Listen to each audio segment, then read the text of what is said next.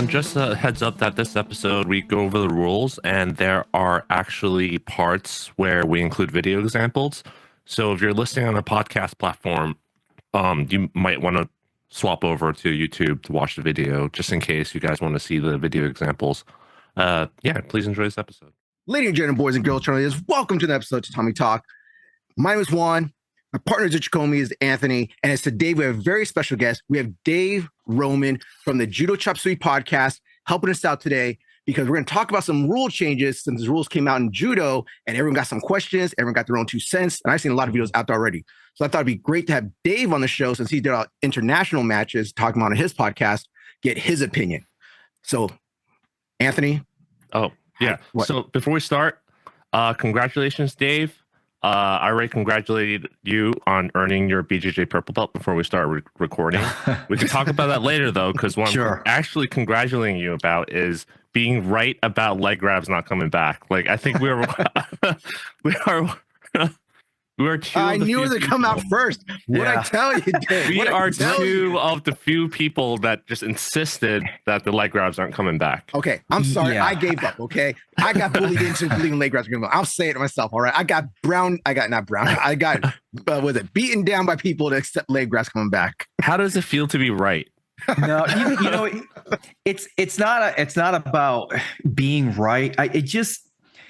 So there's a couple of things when it comes to the whole leg grab discussion. It really reached a surprising fever pitch on judo Twitter, judo YouTube, various places, certainly on Reddit. But from my point of view, I given the problems and there were problems in the Olympics. I covered it in the last episode that I did when I covered the results of the 2024 Olympic Games, that there were some problems with how the officiating was going. And I felt that the IJF needed to make some changes to lower the amount of Shido, even though at the Olympics there were less Shido calls than there were at the World Championships just a couple of months prior. But my whole thing against the leg grabs coming back, a couple of things, but from a rule standpoint, I didn't see how bringing leg grabs back would have fixed any of that. It would have made it worse. It would have made it worse, exactly. Now, just to put this out there for your listeners, I've mentioned this on my podcast over the years. My take on leg grabs is strictly an IJF sport take. I think the IJF judo is better for not having leg grabs. I actually love watching the IJF. I really do. It's one of my favorite sports to watch. But I think that leg grabs should be allowed in tournaments that do not fall under the IJF control. So for example, national championships and below in every single country should have leg grabs. And this goes back to where the whole idea of leg grabs coming back to the IJF came from, which is the All Japan is bringing them back for their open weight tournament. Now, I thought that it would have been a good idea to have leg grabs come back in the IJF for the teams event. That would have made a lot more sense to me. But, and Anthony, I think we talked about this online, to have leg grabs come back for the individual competitions just didn't make sense. And I don't see how that would have helped facilitate scores. I know a lot of people have other arguments for bringing back leg grabs, but just because the AJJF, the All Japan Judo Federation, is bringing back leg grabs to their tournament doesn't really mean squat on the international circuit. Because quite frankly, for those of you who haven't been paying attention, in my opinion, judo is a European sport. It's not a Japanese sport anymore. That's what I was arguing with someone about. The Korean Seonage guy that was upset. Yeah, I'm like, the Europeans are making the choices here, not the Japanese. Yeah, and if you need any further proof of that, a couple of years ago when Teddy Riner split his world championship with Tassoev of Russia, that's a total ties in major events is a European thing. Ties don't happen in the United States. They don't happen in a lot of places, but that's a Euro sport thing. That's just further evidence that judo is a European sport. It's growing in Europe. in Japan, there is attrition problems in Japan with judo. Now they still produce the strongest team in the world, but France is catching up. But in terms of influence, we shouldn't just look at Japan, see what they're doing, and think for a second, oh yeah, the IJF is just going to follow suit. It's going to be the other way around, in my opinion. Yeah, definitely. Well, my thing was that if you look at Japanese rules, they never really took out leg grabs. They never said, oh, we're not doing leg grabs. They just, for their tournaments to get ready for the international events where they were going to send people, they would do no leg grabs. But all the tournaments still had leg grabs for the most part. Not all the tournaments. I know, but like they never took them out. Like we had this talk about this. No, so the context for this was before the AJJF announced that they were going to bring back leg grabs for the All Japan Judo Championships. I was actually floating the idea with Sensei Philippe at our dojo. I'm like, hey, we're running this in-house tournament 3-4 times a year. Why don't we just do a leg grab tournament? Like you talked about. Because I want to like put. I don't want to be one of those people that complain about leg grabs and say, hey, you can train leg grabs, you can compete in leg grabs, but why don't we do it, right? So that was the plan. Then they announced that, so I thought, oh, okay, maybe it will come back. Then I looked at it, I'm like, okay, it's not coming back. To clarify, the Kodokan monthly Shiai rule set uses the Kodokan official rule set, which has always allowed leg grabs and had Yukos.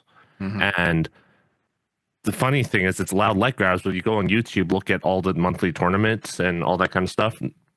Rarely any leg grabs happen because the Japanese don't need them. I don't know if they don't need it. I just don't think. I mean, my hypothesis is one. Most of the people there are training for IJF, so they don't train leg grabs, so they just don't do it. Or two, they're not that effective in general. So if you're looking to score, now I don't know how the Kodokan and the tournaments in Japan, how strict they are with the scoring on Ippon and Wazari, but leg grabbing techniques it's very difficult to score high scores with those techniques because I mean. Yeah. I started judo when leg grabs were legal, and all you had to do was just turn and land on your stomach, defend for a couple of seconds, mate, reset, get back up. It wasn't really, unless somebody really got in there, shoulders to your sternum and they're lifting you up off the ground. Ippon and Wazari were very difficult to get. Now, Koka and Yukos back then, that with leg grabbing techniques, you could get those with some frequency. I know the IJF is bringing back the Yuko for some scores. I got mixed feelings on that. We'll talk about that. We'll get there. Yeah. But yeah. So that's us being right about leg grabs. We can talk more about it with the rules later. Yep. I want to say this one thing before you start this leg grab thing. It was funny how someone tried to defend themselves. It was on our YouTube channel. We put out our thoughts on things.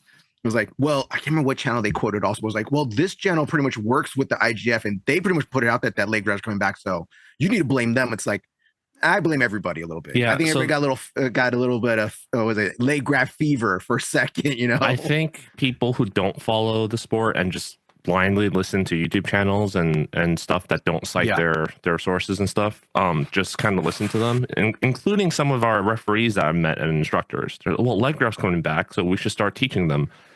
I'm like, what has held you back from doing this whole these years? Like nothing was stopping you from doing it. I will say it's about Hollywood. We never stopped. Hollywood never stopped. So and neither have I, for that matter, in my own club. Yeah. Good job. No. Yeah, the other day I hit a Ouchigari and I grabbed the other leg, right in the back. It was great. It's a lot of fun. Hates it when I do that to him. It's a hard fall. It is a hard fall. I kept it in control, but it's a hard fall. But for the if you paint the whole picture of the sequences of how it happened, the Japanese got upset with some of the calls during the Paris Olympics, and the social media sphere in Japan took off saying, hey, we should just fuck the IJF and do our own thing. And right after that, they announced the leg grabs coming back for this thing. So it's kind of like, you can kind of put one to one together. It's not, they're doing it out of spite kind of thing, I think. So you pair that up with just how it's only one tournament, and then the IJF comes out with a video saying there's big changes coming, but they never ever mentioned the word leg grab a single time. I think all of those are evidence that it's not coming back, to me, at least. That's how I see it. When you piece all of those pieces together. But if you're someone who doesn't follow the scene and you're just looking at a YouTuber saying, hey, the All Japan Championship is going to bring leg grabs back, it's a Japanese sport, then I guess like any noob would probably believe that the leg grabs are coming back. I don't blame them. Yeah, and here's the other thing.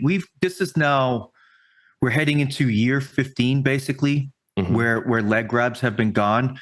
But my goodness, reverse Seyanagi, it was here, then gone, and here again, all within an Olympic cycle. So I really feel like if leg grabs were ever going to come back, this might have been the opportunity to do that. But look, the IGF does not make decisions just a panel of 5 or 6 people and they just hammering it out for the rest of the world. Yeah. This is all discussed amongst the national governing bodies around the world. And which I think is a mistake, by the way. You do? I do think it's a mistake. If you look at how the politics work around the world right now, trying to get different people from different places to agree on something. Well, they're not agreeing. They're just getting their input. No, but when you try to compromise with everyone, you end up with a piece of shit and upsetting everyone, basically. That's how I see why the rules have been so dumb every single time they come out.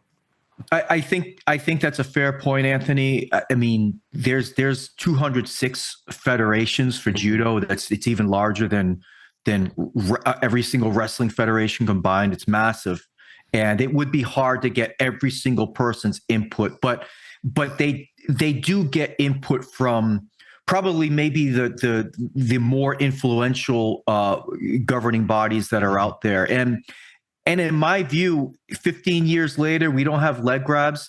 By and large, the judo community, no matter what you read online, the judo community is good with no leg grabs on the international circuit. I agree. For the sport, that's how I see it for sport. Exactly. Yeah, and it's going to be super controversial. We're going to get a bunch of shit comments on it. I'm getting used to it lately, but yeah, definitely for sport judo, IJF, there's no reason for them to bring back leg grabs. It's good for the sport. Yeah. And if my personal opinion, if you're not training sport judo and you're blaming the IJF for the reason that you're not training leg grabs, then I think that's your fault. So, or your instructor's fault.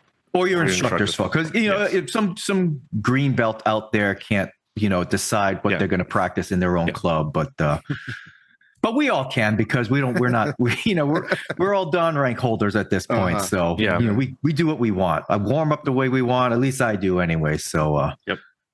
Okay, so that's it for now. We're gonna talk about since the IGF decided to drop this thing early. We were originally going to film this in January. It's now December 23rd. So this will be our end of the year Christmas episode, and also what I call roasting the IJF rules instead of roasting the chestnuts episode. So someone get us out early. Happy holidays, Merry Christmas, Happy Hanukkah, Happy Festivus to the rest of us, and Merry Kwanzaa. To anyone out there celebrating anything, I'm there for you. All right. Yeah, but I do want to briefly go over how our personal journey with judo went for the year, and let's start with you, Dave. Your BJJ purple belt. How long did it take you to get there, and how does it feel? Are you feeling different? Are people going at you harder in class? So this is gonna. I'm sure my jiu-jitsu coach will hear this, and I don't mean this in any like sort of negative way, but like, I think I mentioned this the last time I was on your podcast, that the last time I was on, I felt like I was already getting, if I'm being objective with my skills, I felt like I was already about a purple belt level about a year or so ago. Mm-hmm. I'm glad he held off another year. I really am, because how a lot of people, when you get promoted, you get this imposter syndrome that I really deserve it. Well, when I got promoted a week ago, I'm like, no, I'm totally there. I'm doing jujitsu on the ground like I do judo on my feet. Like I just move. There isn't at this point, there isn't a position that I see that I don't have an answer for. Now, a lot of times it's about execution. Am I going to beat the person to the spot? Am I going to get that that correct angle so that I'm not subbed, or I can get out of this? But like, I'm not lost in the sport anymore. There isn't anything that I somebody can do to me where I'm like, I don't know what to do from here. So I feel very confident with my skills, and given my age, I mean, I'll be 50 in 3 weeks, if you can believe that, and it's crazy. But I felt like this year has gone really well for me, jiu-jitsu, and like I said, I'm glad I got pushed off another year. Rank before black belt in judo and in jiu-jitsu always came pretty quickly for me, but it was time for that to slow down, and I'm glad I had an extra year of seasoning before I was promoted to purple, and I'm very proud of it. But people going hard, if they're going harder, I don't know, because I kind of feel like I feel like I have enough skill to deal with that. I only have challenges with people who are in their 20s and they're very flexible and fast. That's where I really have challenges. But I treat rolls as it's just practice.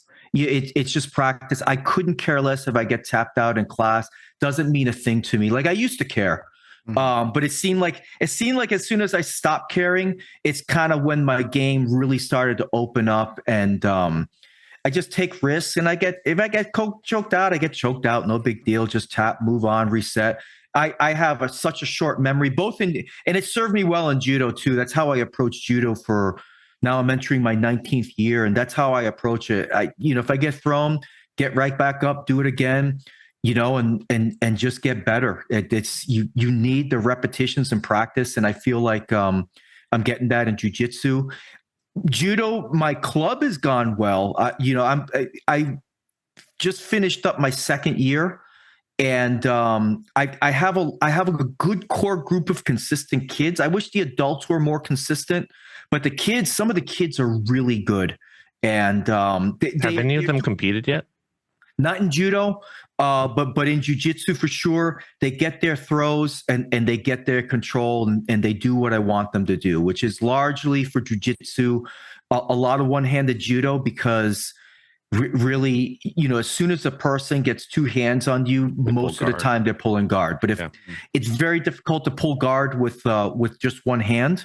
So I'm teaching the kids and really everybody to reverse Sanage. I don't feel comfortable teaching that just yet, because I feel like some of the kids' fundamentals need to be better before I start giving them throws like that. But their gripping has gotten a lot better. I'm really proud of that growth there. Every single person, they're all throwing in randori. They're all having a good time, and I have a good group of kids and adults for just really a once a week class. My only thing with judo is I wish I had an uke that I could get better with personally. That's what I was going to ask next. I'm like, okay, your program's growing, is doing well, but what about you yourself, your judo? It's not. I was doing my best judo pre-pandemic, 2019.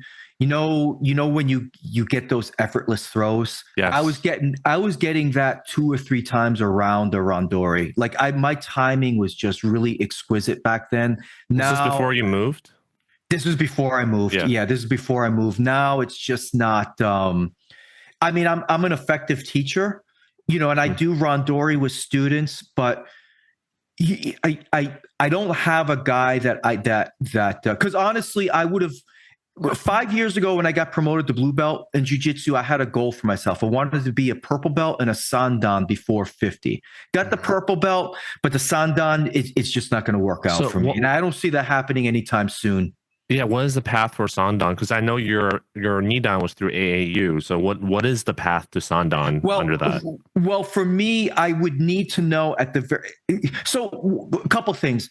My like I said with the purple belt, objectively, I felt like I was there. Objectively, I don't feel like I'm a sandan in judo.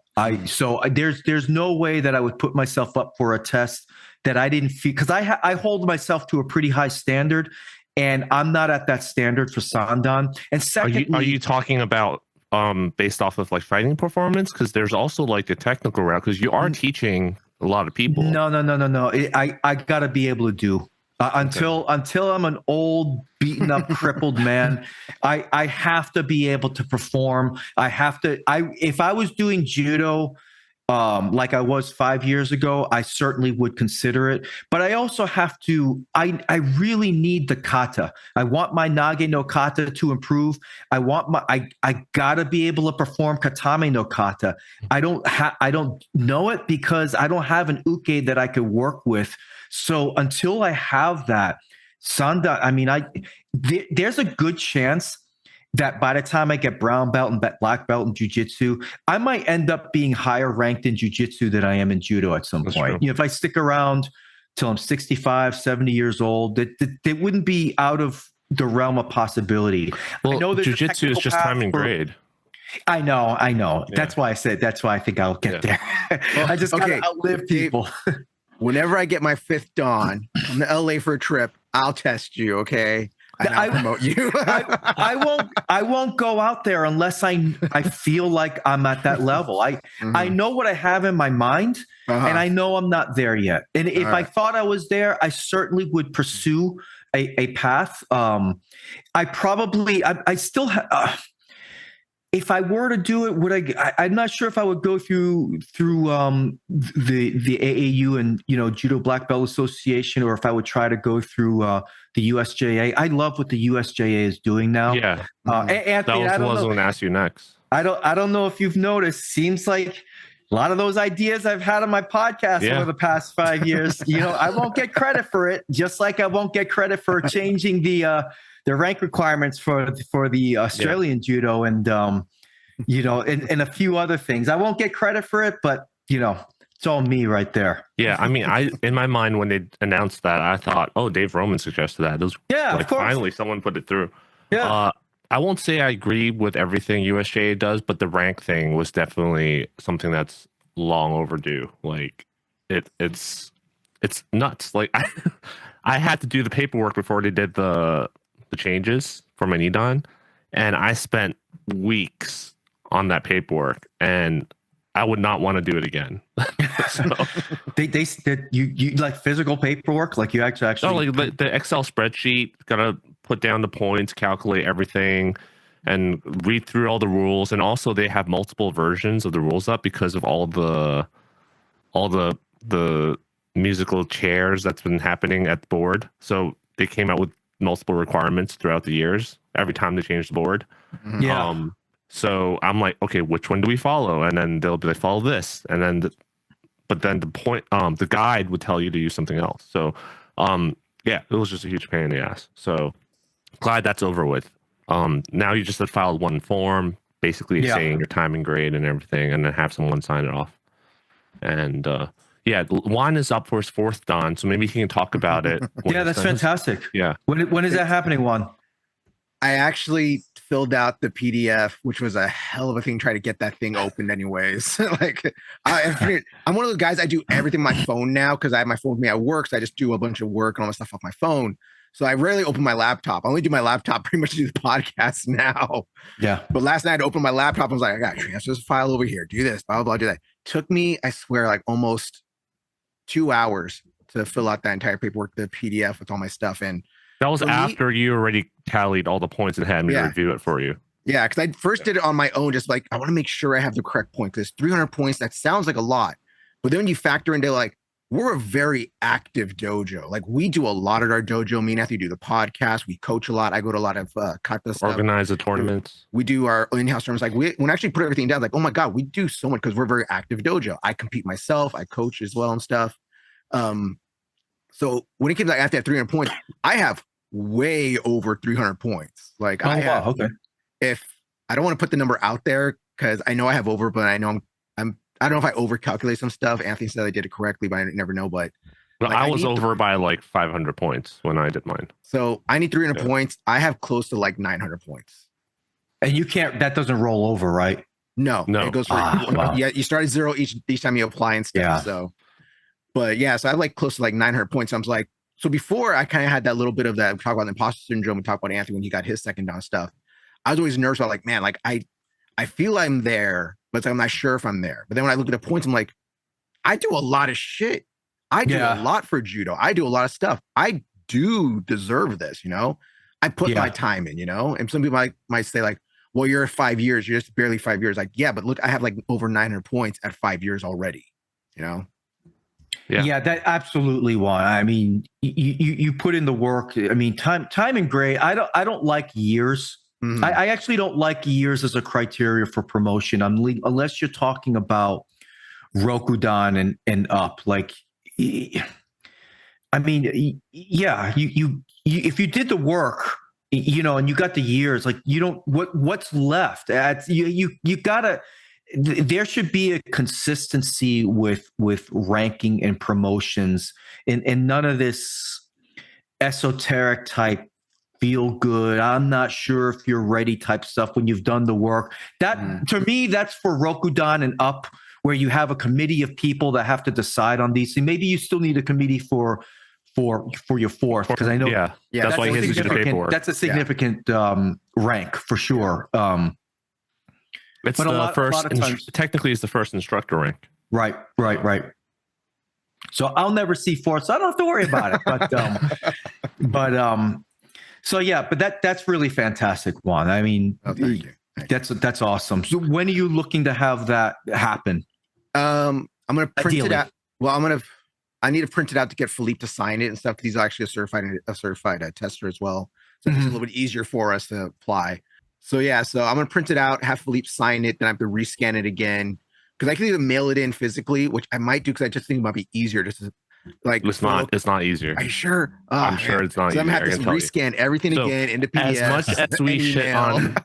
As much as I was shitting on USJA, their online system is actually very responsive, and they're very good about that. Well, no, they are. Yeah. They are. Like this weekend, I had to re-update because I didn't know I expired. I had to redo my background check, my heads up, and safe sport, which I did through their website, but I guess it didn't update automatically. So like in one day, I just resubmitted that to him. Like, oh yeah. Like an hour later, I was like, okay, Mr. Rodriguez, it's all set up now. It's all updated. So yeah, I've had experiences with all three NGBs, and except for AAU, right? But every time I emailed USJA, they responded to me within 48 hours. USA Judo responds to me within a week, but I would ask, like, I send an email with 4 questions, and they would only answer 1 question at a time. And then USJF never responds to me. Like, remember I asked about? They never responded to me ever. Too. It's been like 2 years now. You got to send a carrier pigeon. That's the only way. That or a fax. You got to show up to one of their referee clinics or tournaments and talk to someone that matters. But that's that. So, Dave, what is your plan for next year? Like, is there any plans to grow the judo program? Because I know right now it is technically a judo for BJJ, based off of what you said. I don't know if there's plan. I don't really see you advertise for it, so I assume it's just you're within your BJJ community. You're like, hey, like this might help your takedown kind of thing. But is there any plan to grow that and to attract like run more of a traditional judo program? Probably not in terms of a traditional judo program. I kind of so. Are you giving out ranks? I'm giving out low Q ranks. Okay. Like I haven't gotten, like, nobody's like earned a Sankyu through me or anything like that. The kids, all of the kids are definitely under ranked for sure. Mm-hmm. I'm pretty slow about giving. No, not even so much that. I don't really. The kids don't care. They don't care about they care, but they don't like I have a really great club in the sense that the parents don't nag me about rank. I hear that happening all the time. Parents complaining about when's my kid getting. I don't get any of that with the parents at my club. The kids have never complained about their rank. And they're probably underranked. So I'm probably going to stick. So here's the thing. Like I like teaching. The way that I teach judo at my club is strictly sport It's straightforward throwing. I get them only once a week, maybe. So I teach a Friday night class and a Saturday morning class for the kids. So really between those two classes, I have them an hour and a half a week. So I don't have time to do a lot of the traditional type stuff like static uchikomi and things like that. Your classes are 45 minutes per class. What's that? Your classes are 45 minutes a class? No, about an hour. An hour. Oh, okay. You said between the two classes, you have them for around an hour and a half a week. So here's the thing. Friday nights, I have them for an hour. Okay. Saturday mornings, with my jiu-jitsu coach, we do a judo / jiu-jitsu class where I teach the first half of the class. It's judo. The second half of the class is jiu-jitsu. And then we have them spar for about at least 20 minutes or so. And the only rule in that class, you can't pull guard. The other jiu-jitsu classes, they can pull guard, but nobody's allowed to pull guard in my presence. That's it's kind of a rule there. So if you turn your back, they're all pulling guard when you're looking at that side of the class. Yeah. I keep my mouth shut on the Mondays and Thursday nights when I'm there. When I get there early, so I can keep an eye on what the kids are doing in the sparring. But and I try and encourage them from the sidelines and stuff. But if they pull guard, I'm like, whatever. but the Saturday classes, they're not allowed to pull guard. I'll stop them. I don't care if they got some awesome guard pull and they're working on a submission. I'll stop them, get them back up. So that's the only thing. But when I teach judo, it's very direct. I probably have teach the kids probably about 12 different throws, 12 to 15 different throws, and that's probably max. But all of them do osotogari really well. Some of them do seoinage really well. I got a couple of kids that it's funny how some kids or some students, I'm sure you all have seen this, where you teach them some fundamentals and they start doing their own versions of throws that are like phenomenal. I'm like, wow, where'd you, like, I got these two kids. Like I was teaching Tayatoshi the past couple of weeks and I got these two kids that are doing, they look like Koreans, like doing the drop Tayatoshi. And I didn't teach them to drop them on the knee. They're just doing it. And I'm like, oh, you're talking about eco. Okay. You're talking about ecological. I don't know, but I'm just like, you know what? Yeah. I just sit there and I say, listen, what you just did, do that for the rest of your life because I'm not going to change it. Yeah. So, so if I see a student excelling at a certain throw, I'm going to hyper focus with that student on that throw and different entries and things like that. My classes are still small enough. The kids class, I get about 12 or so. The adults is somewhere around 4 and 6 consistently. But if I see a kid that is latching on to a throw, I'm just going to let them go. I'm going to, like a couple of weeks ago, we were working on Ogoshi, and for whatever reason, one of the kids was doing a really beautiful Harai Goshi. Leave them alone. Yep. Everybody do Ogoshi. You can do what you were just doing and don't stop because I only have such a limited amount of time. If the kid finds something they like, going to leave them alone and encourage that. What I'm trying to do as an instructor there is not to impose what I want to be run as a class. I'm trying to bring I always feel like everybody's got their brand of judo inside them. And as a coach, I'm trying to get that out. So that's what I've been successful with doing in the past couple of years with this club. And that's what I anticipate doing over the next year. Just building on what they can already do. I just don't see myself doing something more traditional. Yeah. It's really not for me. I'm a low-level coach. I know what I am as a coach. If somebody wants something more than what I offer, they'll have to go somewhere else. And I'm perfectly okay with that. I'm just a need-on, just teaching local level judo to a bunch of jiu-jitsu kids. And I'm perfectly happy with that. There's nothing wrong with that, right? You just said everything that I was going to say for my recap, because I'm also a need-on. I also have the same experiences, like people accidentally doing Harai Goshi, because that's the natural thing to do. When people slip off your hip, you tend to want to stick your leg out and block it. Yeah. Right. But so you're not going to grow the program. You're not going to run a actual judo program. Great. So, but are there any other judo clubs in your area or? Not within 60 miles. Murray has to cross state borders to get to the dojo. You actually do. So I think there's a judo club about 50 miles north of me up in Alabama. I know there's Leon County Judo, which is out in Tallahassee, which is a completely separate time zone for me. So I think there is a jiu-jitsu club down in Panama City that's got a judo program there. And I think that one's ran by a former world team member for Team USA, but I'm not sure, maybe at a cadet level or something. But I don't know if that was just a one-off type class or if there's something consistently happening. But west of me, I don't know. I don't know if there's anything between me and Pensacola, Florida. So I'm comfortable saying that within a 60-mile radius, I might be it. And I think you'd be doing the community a service. I'm not trying to convince you because I myself also know it's a matter of time and resources and everything and getting enough help. But you definitely would be doing a community a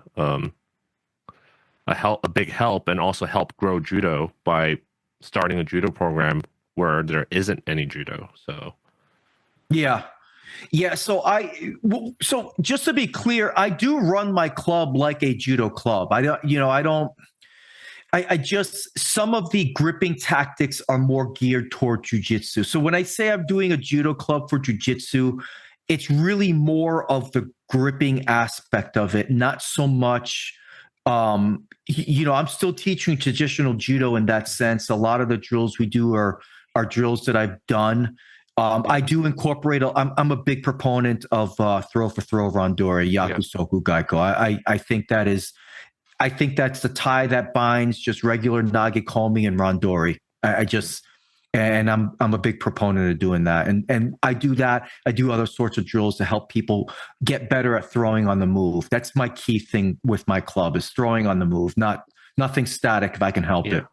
So I'll just wrap it up with this question, right? So if I were to Google your town and then judo, would your judo program pop up on Google? I think so. Yeah, because my jiu-jitsu club, they updated the logo when the program started, so it does actually say judo on there. Mm-hmm. If you were to look for, I think so. I probably should try that myself. I'm not sure. Yeah. Yeah, I think so. But I'm not sure. I'm going to try that after we're done here. Okay. See what comes up. You got him thinking now. Am I out there? Am I advertisement? No. There's a lot of clubs out there that people don't know about, and it kind of relies on what do you call word of mouth? Word of mouth, or they're still using Facebook or something. So we talked about this. Like, there's a lot of people out there complaining like people aren't doing judo because they don't like leg grabs or something, and then they don't even have a website. So but in this case, I was just curious whether anyone else in the area, if they wanted to train judo, whether they'll be able to find the resources that they need. So I think over the next year, to answer your question from like 5 minutes ago, 10 minutes ago, I think if there's anything that I will do in the coming up year is make the club a little bit more visible. Yeah. So just in general, not just judo. Right. Yeah. Got it. Awesome. Let's go with Juan next. Juan, how has your year been? And I know we started off with a big injury, so my goal this year is, even though my arm, it's been literally, it was 2 days ago was the 1 year anniversary of me having my shoulder surgery. Mm-hmm. And that's funny because I was talking about that at my no-gi clinic that I do. And my arm feels good. I have good mobility. I do randori and stuff. I do ne-waza. I haven't gone super hard with it because I'm still playing it off. But I'm going to test it out this year. My goal is to compete at Golden State Open this year, because that's one of my tournaments I usually compete in. And I don't remember if that's going to be in, I don't think it's up yet, but usually it's in May, April area. That's when tournaments usually go on. So I'm going to try to compete at that tournament this year. Okay. And then if that goes well, then I'll compete at Winter Nationals. But I'm a full left-sided player now. So if anyone watches the podcast and wants to fight me now, I'm full left-sided. So don't worry. If I grab you left-sided. No kidding. You switched? Oh yeah. Because I was always ambidextrous. That's what Sensei Philippe taught us, and he's a left-sided player, so it's easy to learn stuff left-sided from him. But yeah, my good side before was always right side, but I always started off left to see what people would do first. But now I'm pretty much all left now. Yeah, a lot of our players that compete seriously and train under Sensei Philippe are ambidextrous. Yeah. Okay. Yeah. Because it's hard to you have to watch him and then do the math in your head of how to mirror that. It's just easier just to do it left-sided at first. Yeah, I'm not one of those. I actually swapped from left to right after my knee injury. So that was me. But so my goal this year is just to compete again, at least try it out, compete, see what happens, and try to continue this no-gi judo clinic that I've been doing. I'm going to see how it runs till August. And if it still does well, this weekend clinic was actually very well for them. I had how many people did I have on the mat? 2, 4, 6, 8, 10. I had 10 people show up for it. It was a really good turnout. And if I can consistently get 10 people or more, it'd be fantastic. Any plans to expand or move to a different place? I've had some people message me about it, but no one's giving me anything concrete. When we start talking about what days, what you need from me, because I have my own insurance and stuff. Mm-hmm. Then it kind of falls off to that. But I've had people say oh, Juan, if I open up my place or if I get my thing at this place, would you be interested in teaching? It's yeah, it's just about the days. Every time someone says that, it's not going to happen. Yeah, I know. If I do this, will you do this? Yeah, it's yeah, I'm open to it, but I'll help you out. I'll do stuff, but it's about you doing it yourself, Juan, if I divorce my wife, would you marry me? No, I'm not helping you out that way, Anthony, okay? God damn it. All right. So Anthony, what's your goal for the next year? For me, I think I mentioned it to you before, but I only recently started training again. I just had a string of bad luck this year. Everything from family tragedies to sickness, injuries, traveling, travel that has gone wrong. Let's just say a lot of travel. He's the only guy who complains about my bad travels. Oh, Italy didn't have good food, or there was no toilet paper in the bathroom. You're oversimplifying for time's sake. I'm just gonna ignore that. But I talked about how my flight got diverted, and then someone on the plane had a heart attack and everything, right? So yes. There was that, and then I broke a rib. I didn't break a rib, but I dislocated a rib, I guess, or whatever, early this year, and it still bothers me sometimes. Hey, don't forget you hurt your hip this weekend too. I don't want to say it's my hip. I think it's a sciatic nerve issue. Mm-hmm. But basically, randomly while I'm doing randori, a sharp pain will shoot up from my hip to my lower back, and then I will just drop to the floor. How old are you, Anthony? I'm only 36. Yeah. That's when it's It kind of started going downhill a little bit for me by the time I hit 34. That's really when I started slowing down and things started coming up. Yeah, I think all of it goes back to my knee injury because all my rehab has been surrounding the knee, and the knee has improved, but the pain's been going up and down my back and up to my neck and back down because of the nerve issue. So this really only really took off when I trained in DC right before I went to Italy, and I got Harai Goshi in the knee when all my weight was on it. So I was limping in Italy for a couple of weeks, and then once I got back, the knee pain went away, but then it went to my lower back. And then after my lower back pain went away, this hip thing started happening. So it's just been injuries on and off, and I really wanted to compete. I want to go to compete in Golden State Open too, just like Juan said. But I'm just gonna take this one step at a time, see if competing is still a thing that I can do. But my wife's not too happy about it, especially since we had a few serious injuries happen in our dojo last year. So my wife has been kind of telling me to be careful on that front. So that's where I'm at this year. But I'm just trying to get back on the mats. I think in 2024 I was teaching a lot and doing a lot. The reason why we did a lot of short videos is because I couldn't train. So I think I trained a grand total of 20 days total so far. And we have 2 weeks left of the year. You still got a few more days left. Yeah. So I've only trained 20 days out of the whole year. The rest of the time I was teaching or rehabbing. So yeah, that's where I'm at. But next year it's just all about recovery, continue growing the club. So even though I can't train, I've been spending a lot of energy in growing the podcast and the club for good and bad, right? And the Substack. And the Substack. I got a lot of inquiries about eco stuff, but most of the times it's people asking me for games. And I already explained why I'm not going to give people games, because it doesn't help them. You're just replacing like dead drilling with another form of dead drilling in that sense, if you don't know why you're doing them. So people didn't like that. I mean, I can make a video right now of like another short series of all the eco games I do in my class, and I'll get like thousands of views probably because I see other people doing that. But I don't think it's going to help anyone, so I'm not going to do that. Instead, we've made the unsafe series. I don't know if you saw any of that stuff. I saw one of the videos. Yeah, which one? Which one did you see? Didn't make an impact. Didn't make an impact. Yeah, I can't. Which one was it? Did you do a Tanya Otoshi one? I did a Tanya Otoshi one. I did that might have been the one that I saw. Yeah, so did not I see did the Sumigaeshi. Yeah, the Tanya Otoshi one got the most views. I kind of expected it. Because everyone's gotten hurt by Tanya or seen someone get hurt by Tanya Otoshi at the recreational level at some point. Like I can almost guarantee that. So people can relate with that the most, right? And obviously the ones that didn't do well are the ones where you get dropped on your head. And I think just like any sport, people kind of underestimate how dangerous it is to get dropped on the head, especially for a recreational judoka. So they only really care about the ones where it's like, oh, my arm can break off like that. My leg can snap in half. Like those can heal, man. But if you break your neck or get like long-term concussions from like, I don't want to bring up certain names, but there's some high profile professional judokas that have committed suicide. And a lot of people question whether it has to do with getting dropped on the head all the time.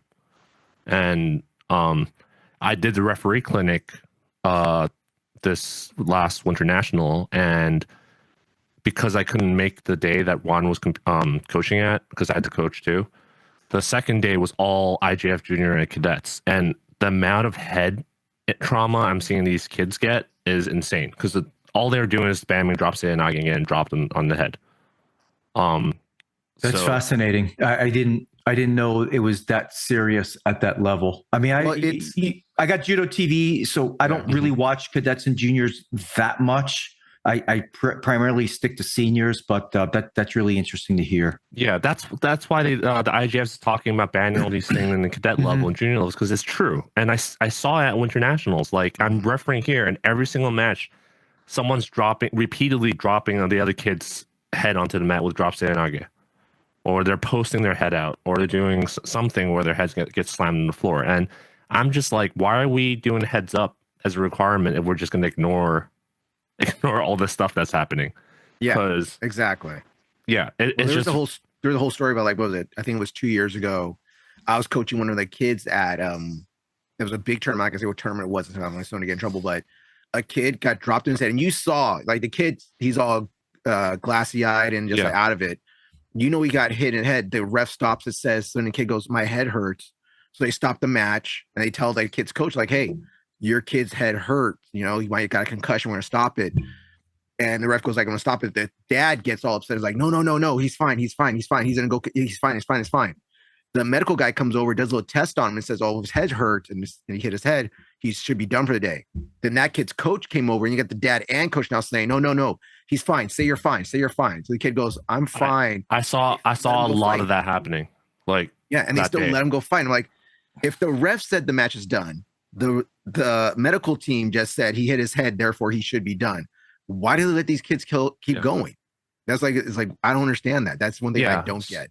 So even though I knew those videos wouldn't be popular, I made them anyway, just because I think it's important. Because Sumigaeshi, some people send me DMs saying that's not dangerous at all. It's safe. It's perfectly safe. Yeah, you just need a guy in his head's perfectly safe. Yeah, they told me it's perfectly safe, and I actually taught a beginner in our class how to do it safely, and then he went to do it the unsafe way at a different dojo and broke someone's arm. Oh, because he had to post his hand out to protect his head, and then he broke his arm. So, and I've seen the DDT thing happen many times, but anyway, that's why I made the videos, and I think that is more helpful for those of you who keep messaging me for eco games. I think that's more helpful than me giving you games, because it'll show you what is dangerous and how you can design your games around these dangers. Because as recreational judokas, I don't want to get dropped on my head. Like, how are you going to grow judo? When we talked to Robert Erickson about this, like, if I was a parent and I saw people getting dropped in their head all the time, I'm not going to let my kid do judo. I'm not going to do judo if I get dropped in my head every other week. So, given the state of American judo, I think, yes, like, it's not a big deal, I guess, if you can think about it. Like, it's a hard sport, but we need to modify the way we teach and train to make it safe for recreational people. Otherwise, the sport's gonna just die out. But that's I agree, because ultimately, gosh, I can't remember who told me this, but he's so spot on. This was at one of the judo cons I went to, that when it comes to growing judo, you got to sell mom on the sport to the kid. That's ultimately where it's going to happen. And if mom sees kids getting thrown on their head and injured, that's not good. It's not good at all. Yeah, and I mean, the hypocrisy is crazy, because you see this online on Reddit too. People are like, "Oh, judo's super safe. You just need to be taught the correct technique. You just need to be training with good instructors and stuff like that." But then next thing you know, they're recommending like some Olympian that's okay with people getting dropped on their head because it's want to be a champion part of the sport. Yeah, you want to be a champion? So there's all these hypocrisies, right? And then I see it at the when I was reffing with some of these coaches that are like, that's just part of sport. And so I think we need to walk the walk too, and not just say judo can be safe. Like, we need to actually lay out a plan and talk about how to actually make it safe. That's what I'm trying to do with these videos, instead of just, hey, I took the heads up cert, I know about concussions, but I'm just going to ignore it. So yeah, I don't believe in concussions. They're not real to me. All right. I think Stone Cold Steve Austin said that. Yes, exactly. Yeah. Since I talked to Sensei Philippe about this before, but just a reminder, last year in Winter and they talked about this in Winter National. Last year at Winter Nationals, there was 2 neck breaks that happened. 2 people broke their necks at Winter National. Awful. So that should never happen at a lower level tournament like that. I wanted to say this right now, because we're going to go talk about the head dive stuff, right? So really, really wanted to emphasize, like, it does happen. It's really unlikely, but it does happen. So because I know Juan's on time, I want to get started on the rules. Yeah, of course. Yeah. So I'm going to start off with just some overall stuff that I noticed that was funny. So what's the guy named? Daniel Leskow? Leskow was like, we have a huge team of experts, and please believe me.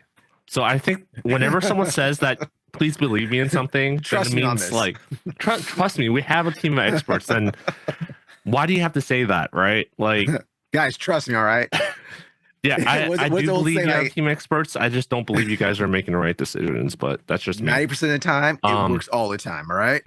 Yeah, one other thing is bear hug. I think we should knock that out of the park.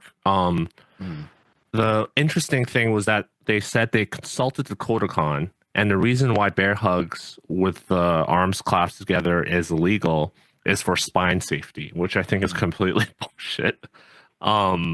They said it can, if you clasp your hands together or make a circle, it's too strong, and you can apply a lot of pressure to the spine, which is ridiculous. Hey, that's why Dojime's taken out technically.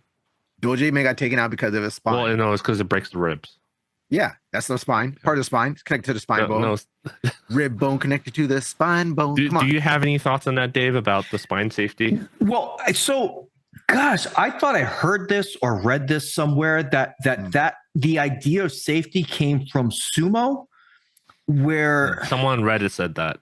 Maybe I'm reading a bunch of different things online and stuff. I don't know how true that is, but I don't think the IJF just makes up rules and makes up reasons for rules without there being some underlying reason for it. Now, they're not very good at sharing what those reasons are or the statistics behind them. But, again, for me, I like the sport. I think overall the IJF does a great job with the sport at that level. That's the key point, at that level.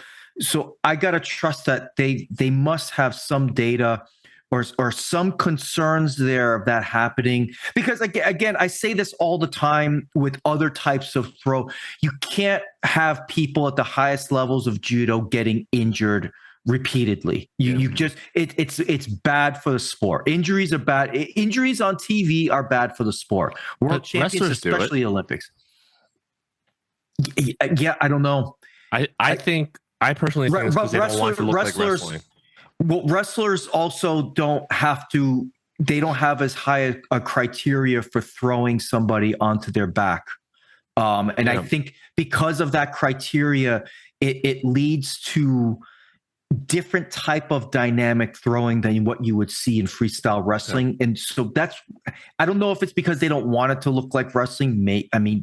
I don't think that would be very disappointing if that was really the reason, but they'll never say that. But there might be something more to it, but we'll never know. I agree with you. Yeah.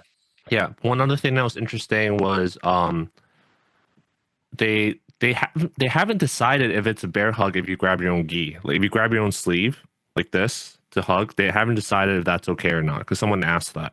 Yeah. I saw that. Yeah, they'd say they're going to figure that out later, I guess, whenever later is. Before Paris. I want to see what happens when people do it. Let's see how popular it gets. Before Paris, for sure.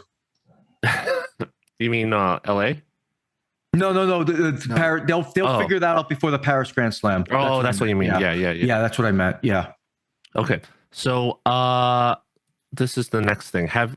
I know you guys both are. Well, I also talked to Juan about this already, but this is for the listeners, since I have not heard a single person talk about this anywhere on any YouTube channel or any of the Reddit posts. We're first. They're going to require coaches to take the IJF Academy Level 1 certification or get an undergraduate certificate judo instructor cert or a master coach cert in order to coach at the international level. So in order to sit down on that coaching chair at an IJF tournament, they didn't clarify whether it's only seniors or whether this will be just senior cadets or whether veterans is true too. But you have to do a cert, and they're going to charge anywhere from I think it was around $800 to $900 for that program. For that, of course. They're asking, can I get the GED version, please? Yeah. I don't need a certificate. I don't need associates in this. I started looking at it, and I didn't look deep dive into it, but it's like a 6-month program. Most of it is done online, but then you have to show up to a in-person clinic, and they're hosted in all over the world. Like usually, there's one. It's funny. One's going to be in North Korea. One's going to be in North Korea. One's going to be in North Korea. You want to go to North Korea, Anthony? Let's go to North Korea, Anthony. What's the worst going to happen? Let's go. So there's one in China, one in North Korea. There's one in Japan, obviously, and a few over Europe and a few other places. But I think that's absolutely hilarious. And I mean, it's not going to relate to me because I'm not ever going to coach IJF tournament. But the syllabus laid out some stuff on safety, and obviously they want you to learn about the kata techniques, and also there's some sports science stuff there. So I'm really curious to look into it to see how updated that sports science is, because a lot of the stuff that the other national governing bodies put out are completely 20 or 30 years out of date, basically. So did you know about this, Dave? I did not know about it. The way I see it, this is just another means. Well, not only is it a money grab, but it's a means to standardize, who gets to sit in that chair. Do they have a base level of intelligence? Yeah, exactly. It's just creating a baseline of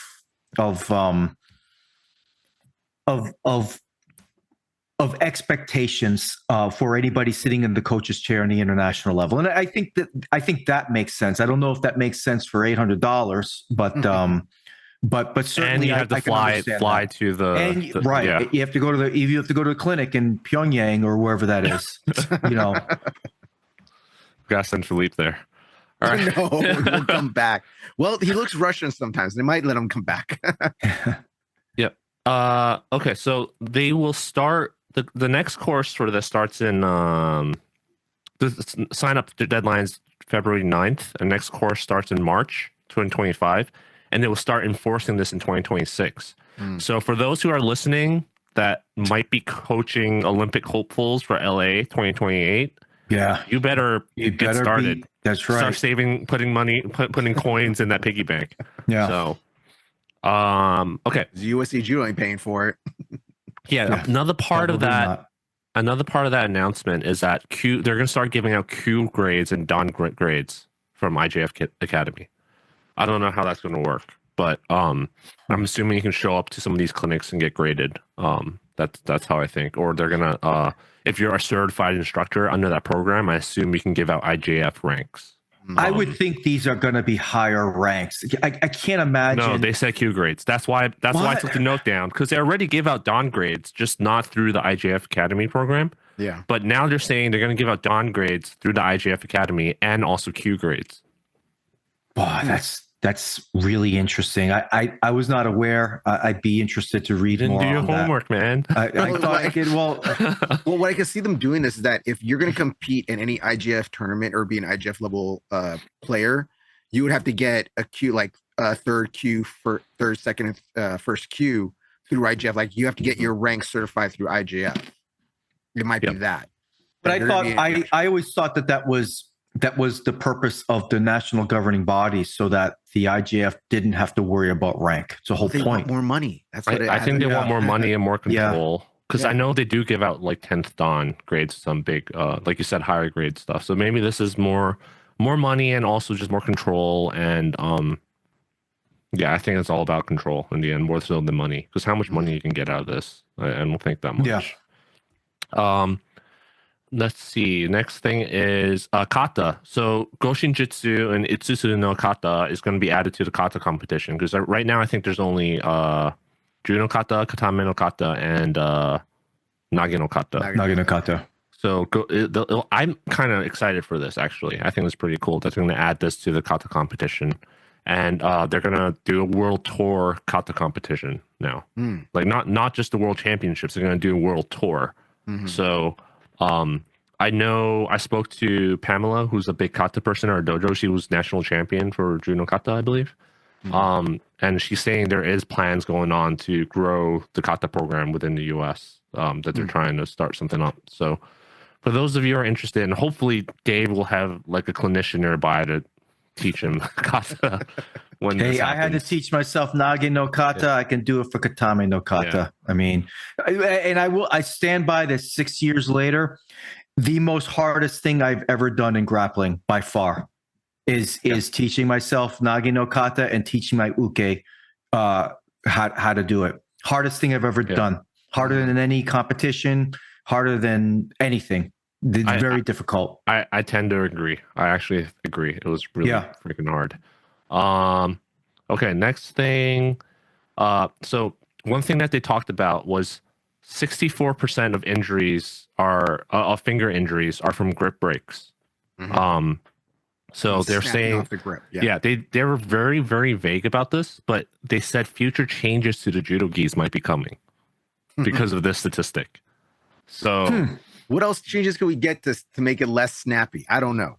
So they're I think they're taking this from I should have wrote this down this note, so don't quote me, but I think this isn't, they're not talking about high level competition. They might be just either talking about cadets or some school program or something, but 64% of injuries are from grip breaks. So they're saying maybe they're going to make the lapels or sleeves different so that the injury rates will go down. It's less likely the fingers are going to get caught. And hopefully they're not going to do what I joked about, which is add that line along your upper groin to denote when the top of the leg starts. So. Yeah, where the top of the inner thigh starts. Just tie a belt around the leg. Yeah. Well, I will say this. I've dislocated my fingers the most doing judo. Out of all the martial arts I've ever done with karate, taekwondo and stuff, like I messed up knuckles and stuff. I've never dislocated my finger as much as I have in judo. Yep. So this is the last thing before we talk about scores. One thing I noted was that IJF usually uses very clear examples and avoid gray areas in these seminars. Like they're going to pick like a very clear black and white example, but this time they used a lot of super gray area examples where there's a lot of disagreements between the audience and yeah, and I think like they should have used like the Ted Rainier example, for example, for the Kansetsu-waza, that kind of stuff. For head dive, they should have used Shohei Ono, right? But no, they just use like super clear head dive examples, which doesn't really answer the questions that most people have about these calls, because the clear head dive examples are not the ones that we're having trouble with. Okay. I agree, Anthony. That whole section, because when I was preparing for my appearance here, just taking some notes, this and that head diving section, the entire thing was so. I got to the point where I was like, you know what, I'm just gonna let the rest decide it there and not even worry about it, because these are. I thought it was very difficult to follow at times. I mean, some of them were very obvious. I do like the change where the athlete being thrown can't push Tori onto their head so that they get the head. I think that's a good change there. Someone lost the Olympic match like that, getting their head pushed. Yeah, that's a much needed change for sure. Yeah, and I was going to do Yuko first, but since we're already talking about head dive, let's start with that. So head dives are completely back for juniors and seniors. Diving is technically still not allowed, but they define it basically as somersaulting into a throw. So you could land on your head first, which is completely stupid, I think, because that's how someone we know broke their neck at the Winter Nationals. Or somersaulting? No, they weren't somersaulting. Oh, okay. They were just doing a plain Uchimata and they broke their neck. It was the other person pushing them down and landing on them. Yeah, so think about like the ones that people are saying they should be allowed. That's how he broke his neck, Right. And I don't know, like, does it make it okay that they're only allowing it for juniors and seniors because they know the risk that they're getting into, so they can consent? Like, I don't know, because there are people who argue that, right? That they know the risk, they're doing it. I'm like, should you save them from themselves, kind of thing? So I think you should. Again, you cannot, a judo cannot have a broken neck happen in the Olympics. Can't happen. You can't risk that. I mean, it would be disastrous for the sport, and that's where people who are naysayers about the head diving don't really understand that aspect of it. I really hate that argument. We're like, well, it's a combat sport, blah blah blah blah blah, that kind of thing. But we're not street fighting, We're not street fighting, right? We're not street fighting, right? So you have to protect these athletes from themselves, and you can't look. That is just a hard no. You cannot have a broken neck happen on the Olympics. Can't happen. I think it's a disaster waiting to happen. Yeah, honestly. Like I totally agree with you. And these people saying that, they're not the ones that are going to be taking these guys to physical therapy, pushing their wheelchairs, feeding them. Right. They're not the ones going to be bathing them. Like, they have no freaking idea what it's like. So, it's easy to just type like they know what they're getting into, right? So, the thing is, the examples they use, some of them are very, like you said, it's up to the ref. And I wrote this quote down. Depends on who is on the table. So, like, that is very true. Especially, I have no idea what. With us in Southern California, yes, I totally agree with that. And there was a clarification on a head dive where, and I wrote this down. It was where if you land on one shoulder while you land on the back of the head, that's not going to be a hansokumaki. So it's so close to call. Yeah. I mean, shoulder versus not shoulder. I mean, I would think that if you land on the wrong spot on your head and land on your shoulder at the same time, you still risk getting a serious injury. Yeah.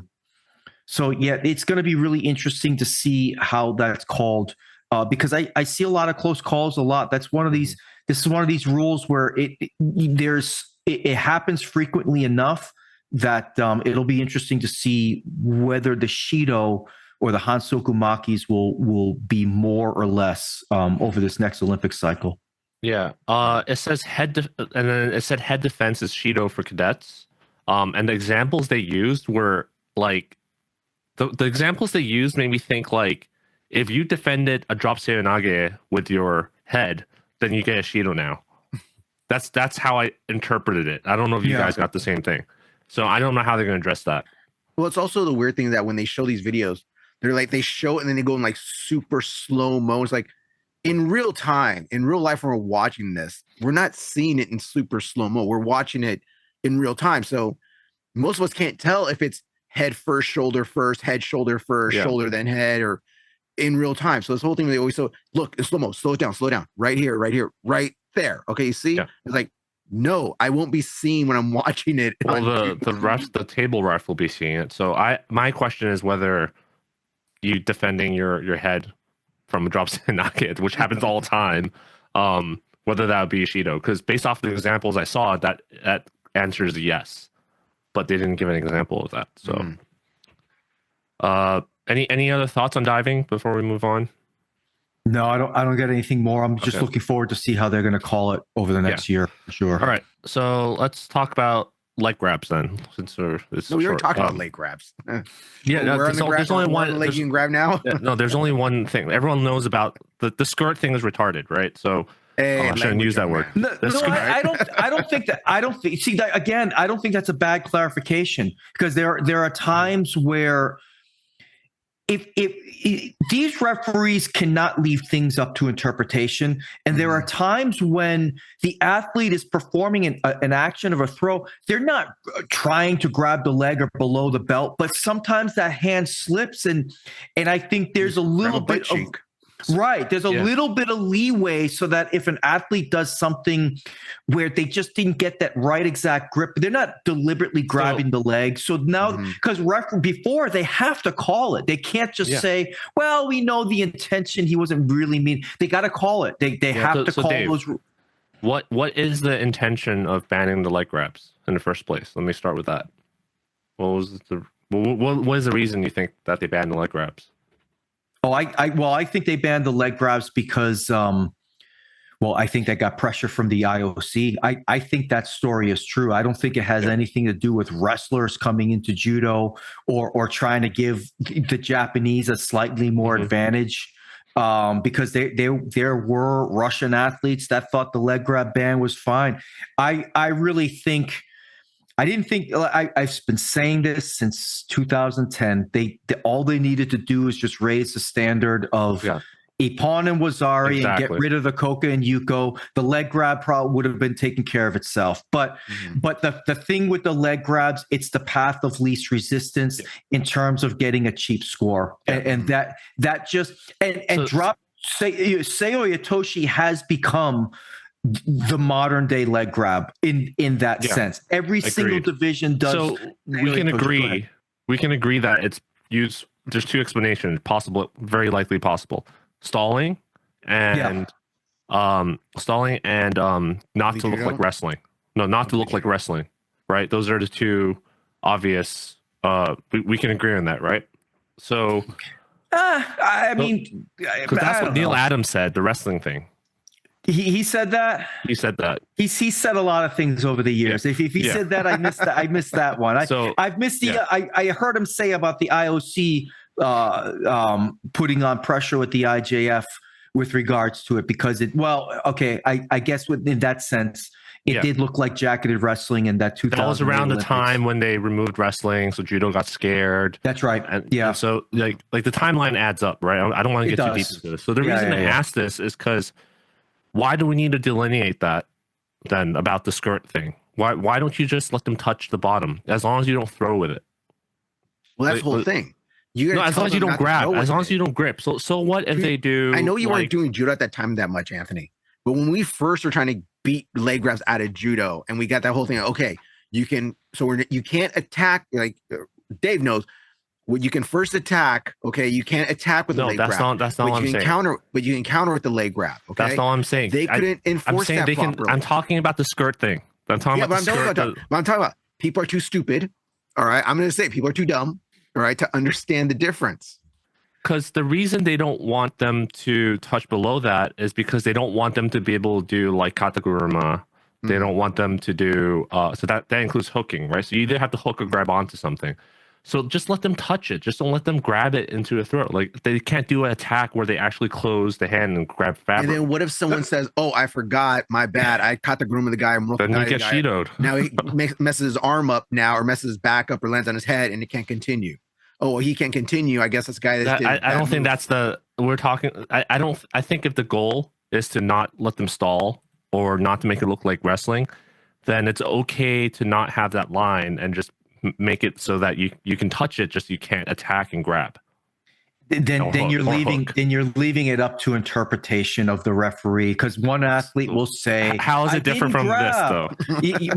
I didn't. One guy's going to say, "I didn't grab," and the ref's saying he did, and then it's just I think that's a better option than like trying to decide where the upper groin is, basically. 2 versus 1, make it so. I like it.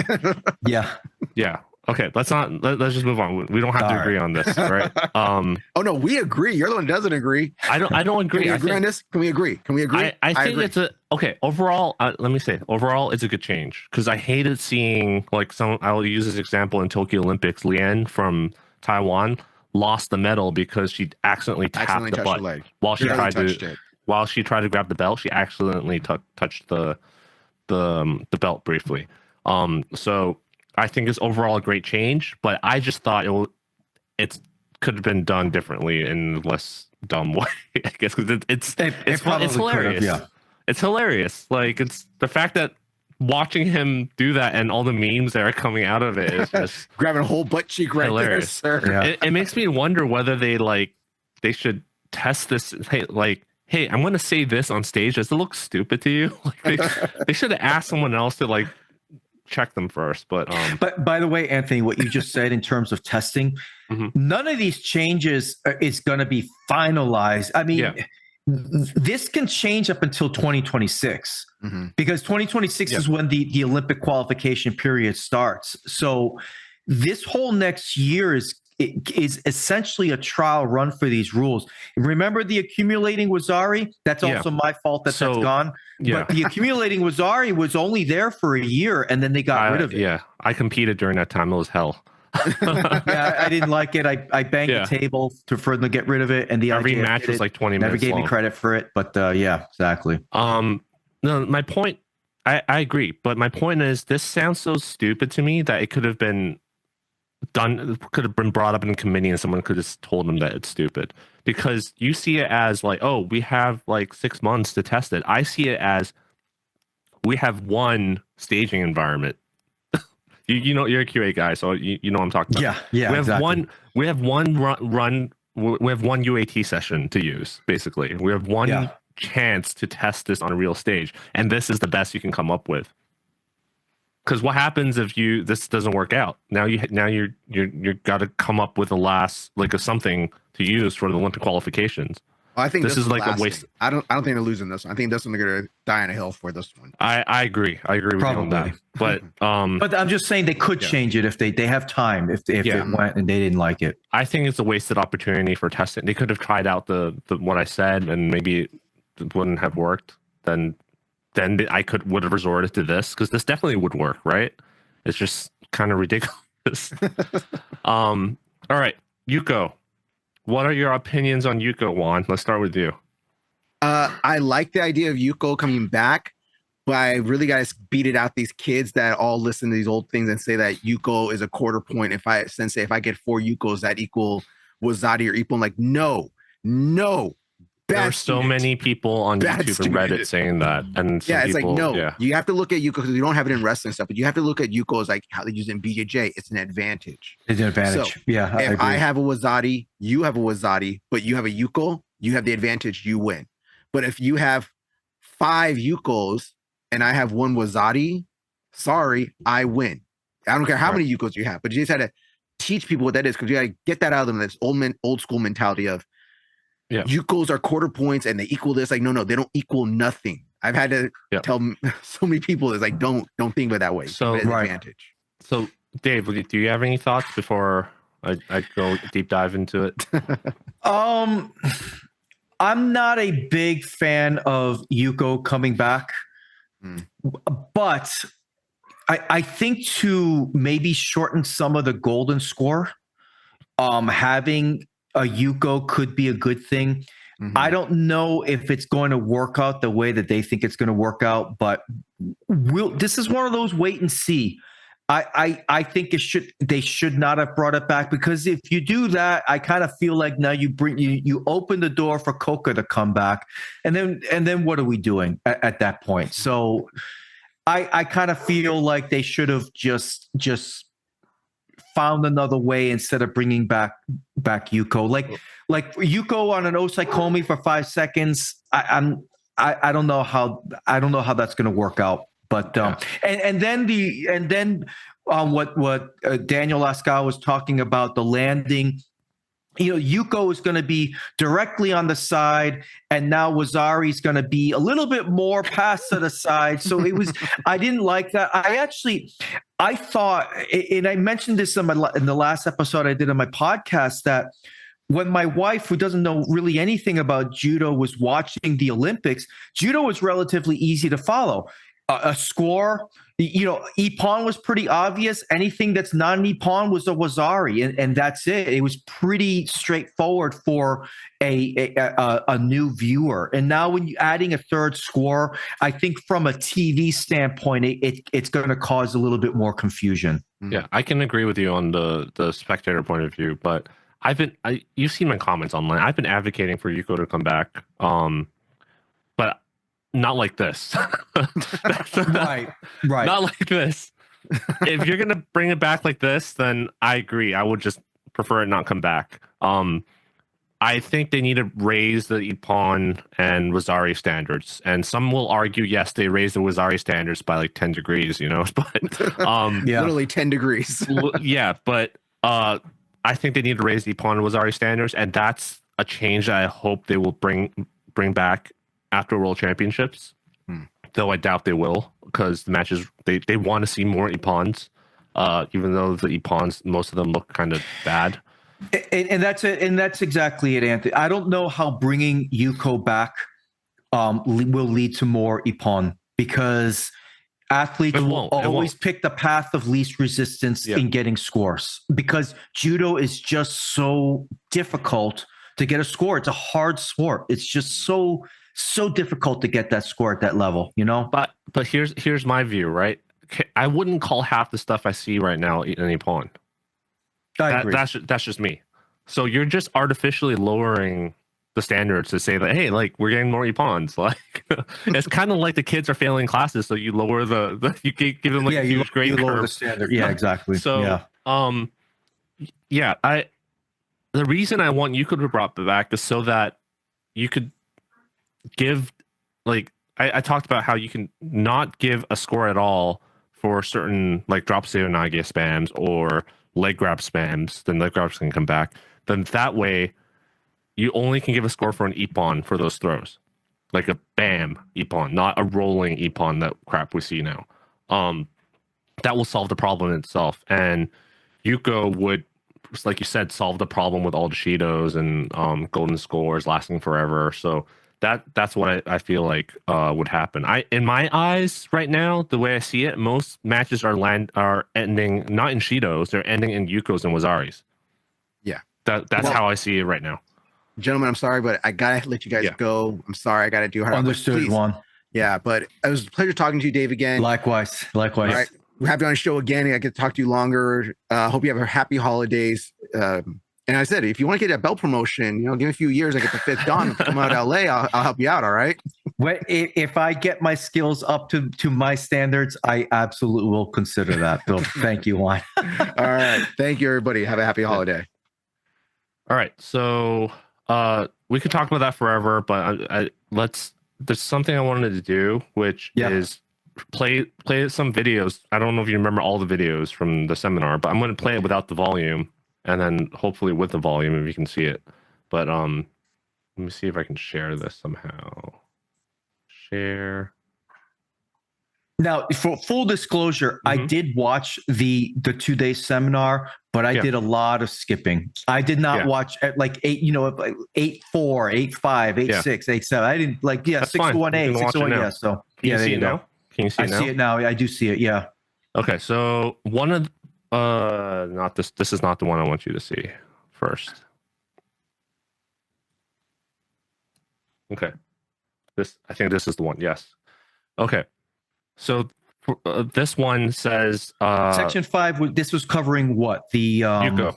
The Yuko. Okay. So we're starting. These are all going to be Yukos for now, right? So this one says the head. When you land on your butt, if the head is less than 90 degrees, like the head is in front and you're not sitting at like a chair 90 degrees, like an L shape, then it's not a Yuko. If you're sitting in an L shape or further back, then it's a Yuko. So you're going to tell me whether this is Yuko or not.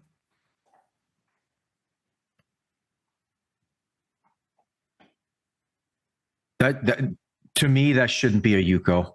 Okay. Yeah, that's my opinion. That shouldn't be that should not be a score. Now, if he landed on his elbows, that should be a score. Yeah, that's so. But in order to land on his elbows, you have to be far back, right? That's right. Yeah. Okay. So here, this is the next one. Is this a Yuko? No, that should not be a score. I'll let it play one more time for the viewers because I kind of. Yeah, okay. So these clips are. Yeah. Are they saying this should be a Yuko? So I'm gonna reveal it now. Let me know if you can hear it. If you can hear it or not. I cannot hear it. You cannot hear it? No. Oh, I might have to re-share it. Hold on. Share sound. There we go. Okay. Can you see it? I can see it, yeah. Okay, let me know if you hear it now. Coach Gary, landing. We are, one more time, we are looking for the upper body. Even the head is in front, is the head. But this is Yuko. Yuko for Coach Gary. And the last one from this group. You can hear the crowd rumbling at this. This is This is what we evaluate, that if the body is to the front, will be very hard to give a Yuko for that. This is the border between Yuko and no Yuko. Landing, no way. being bent to the front. This is not two separate clips. It's two clips playing back to back. Like this, they're gonna move off of this. But by the end, they'll do this for a year, and they have to. You can't give scores for this. I mean that's disastrous. Well, if they do, I'm fine with the head forward thing. It's just he's sitting here telling me the first one was the head was not forward, right? While he landed like that with his head way forward, he's saying this is not Yuko. Well, this is Yuko, and then he tells me this is not Yuko. So I don't know who. Like, again, he should have run this through someone first and tell him whether it looks stupid or not, because it looks really stupid right now. I don't like this.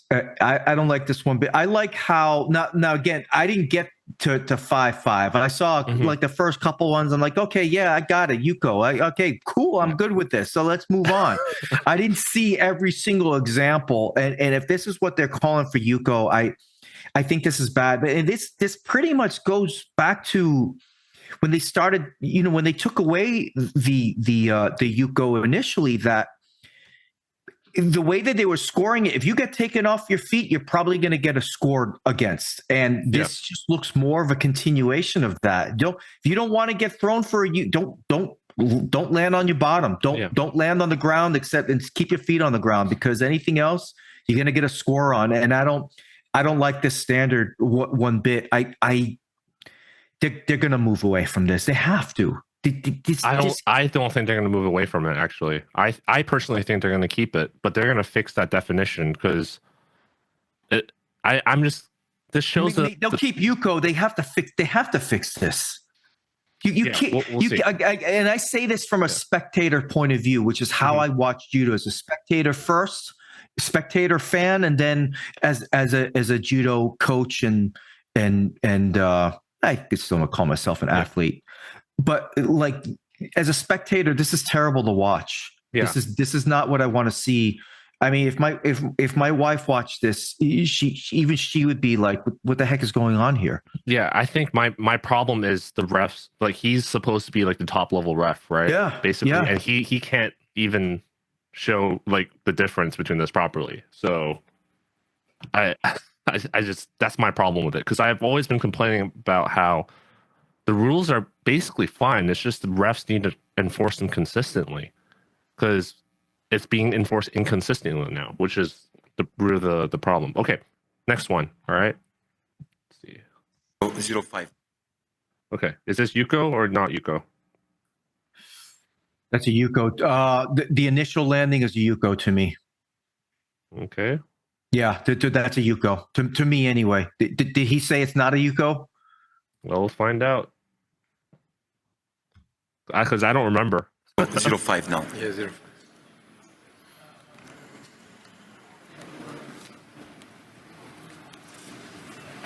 Slow motion.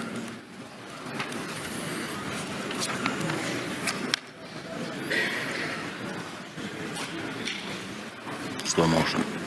Go.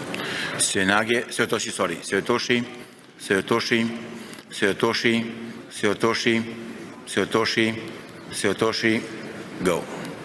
So, Yuko, landing on the side. I agree with that. This is, one more time, almost on the side, almost on the side. Okay, it's less than at least, but it's almost on the side. Yuko. Okay. Yeah, I agree with that, and it's for these type of scores where Juan mentioned, you need some kind of an advantage in a close match. Mm-hmm. If they need Yuko for these kind of scores, I'm perfectly okay with that. And that's, like I said, that's why I have these mixed feelings. What you just showed me, a minute ago, that's awful. But this, if you need a Yuko to determine this, that I'm okay with that. Yeah. So this is the good example I used, right? This is the baseline. That's why I showed this first. Right. Okay. So this is a good example. This is let me. So now we're gonna go into the ones where it gets tricky, because before we go into that, the context of this is knees on the front touching the mat is no score.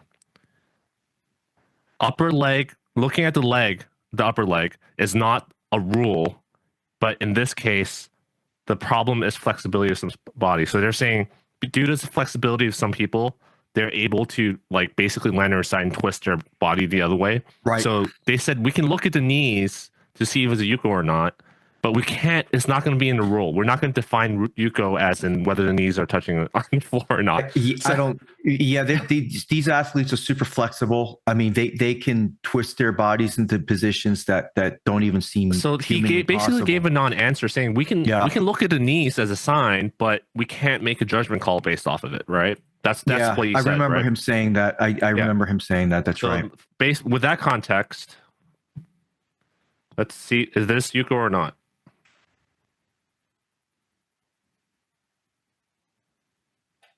Camera 2. This is camera 2. Yeah, should be that to me. I think he's going to slow down here. That's the landing right there. No, that shouldn't be a Yuko. That his chest is mostly is angling toward the ground. That should not be a Yuko, in my opinion. Okay. If they score that a Yuko, that would be disappointing. So let's see what he says.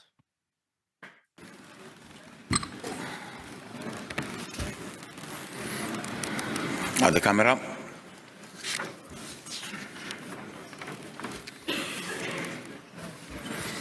Slow motion, first camera.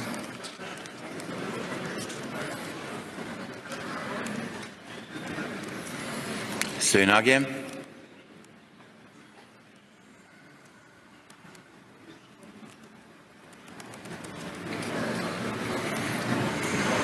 Stop.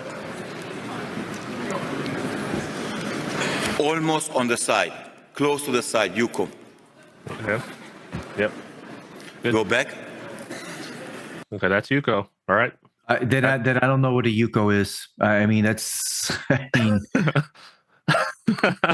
and I thought I did, and I know I saw this clip before when I watched it over the weekend. But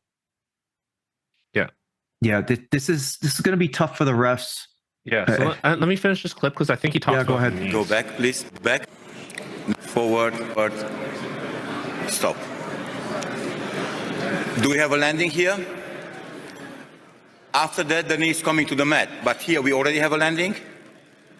This is why it's Yuko. This is why it's Yuko. Not because of the knee on the mat. Okay, not because of the knee on the mat. Okay, this already is a landing. He landed and then the knees touch is what he's saying. Okay. Thank you. Next one. Okay. So now now we're gonna go to another. This is the last knee landing one because I'm not gonna do all of them, right? So. Yeah, sure.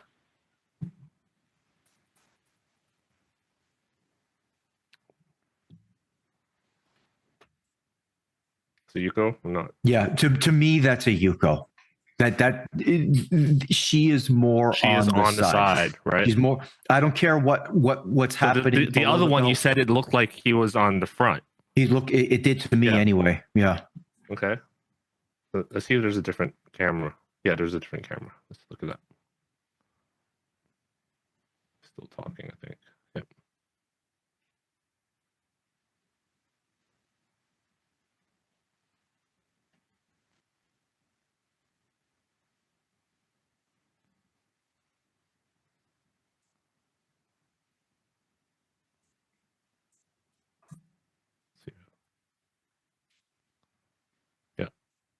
Yep, she's on her side, right? Okay, so now we're gonna see what he says. Go, stop. We cannot turn now in this moment the camera, but we will watch after that. From the other camera, both knees are on the mat. So even I have the shoulders now by 90 degrees because the body is flexible. Landing on two knees is no score, is no chemi. No chemi is performed. Go, stop. So we have almost flat on the stomach, but of course the shoulders by 90 degrees. So please, before we watch to the shoulders, I mentioned in the beginning, falling on the stomach, falling with more on the mat will not be awarded with a score.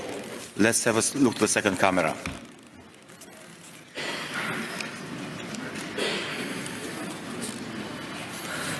Slow motion.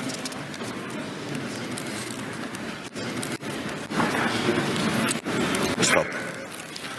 Here we have even clear the impact on the mat. No Yuko, no score. No Yuko. Thank you. I don't know. I get what he's saying. He's saying that she landed on her knee first. Go. She landed on her knee first, but to me, this is one knee, right? And then she lands on the shoulder. So if I did that today, I'd get Wazari called on me. That's what I thought. Yeah, So, exactly. Yeah, that's basically why I brought this up with multiple people, and they're like, it's very clear. It's just like Juan. He said, if it's on the front, then it's not Yuko. If it's like 90 degrees or almost to the front, then it is Yuko. And then anything more than it's Wazari. I'm like, you gotta look at examples, man. How are they gonna call this? Because it sounds fine on paper, but you look at how their definitions of these things are. It's ridiculous.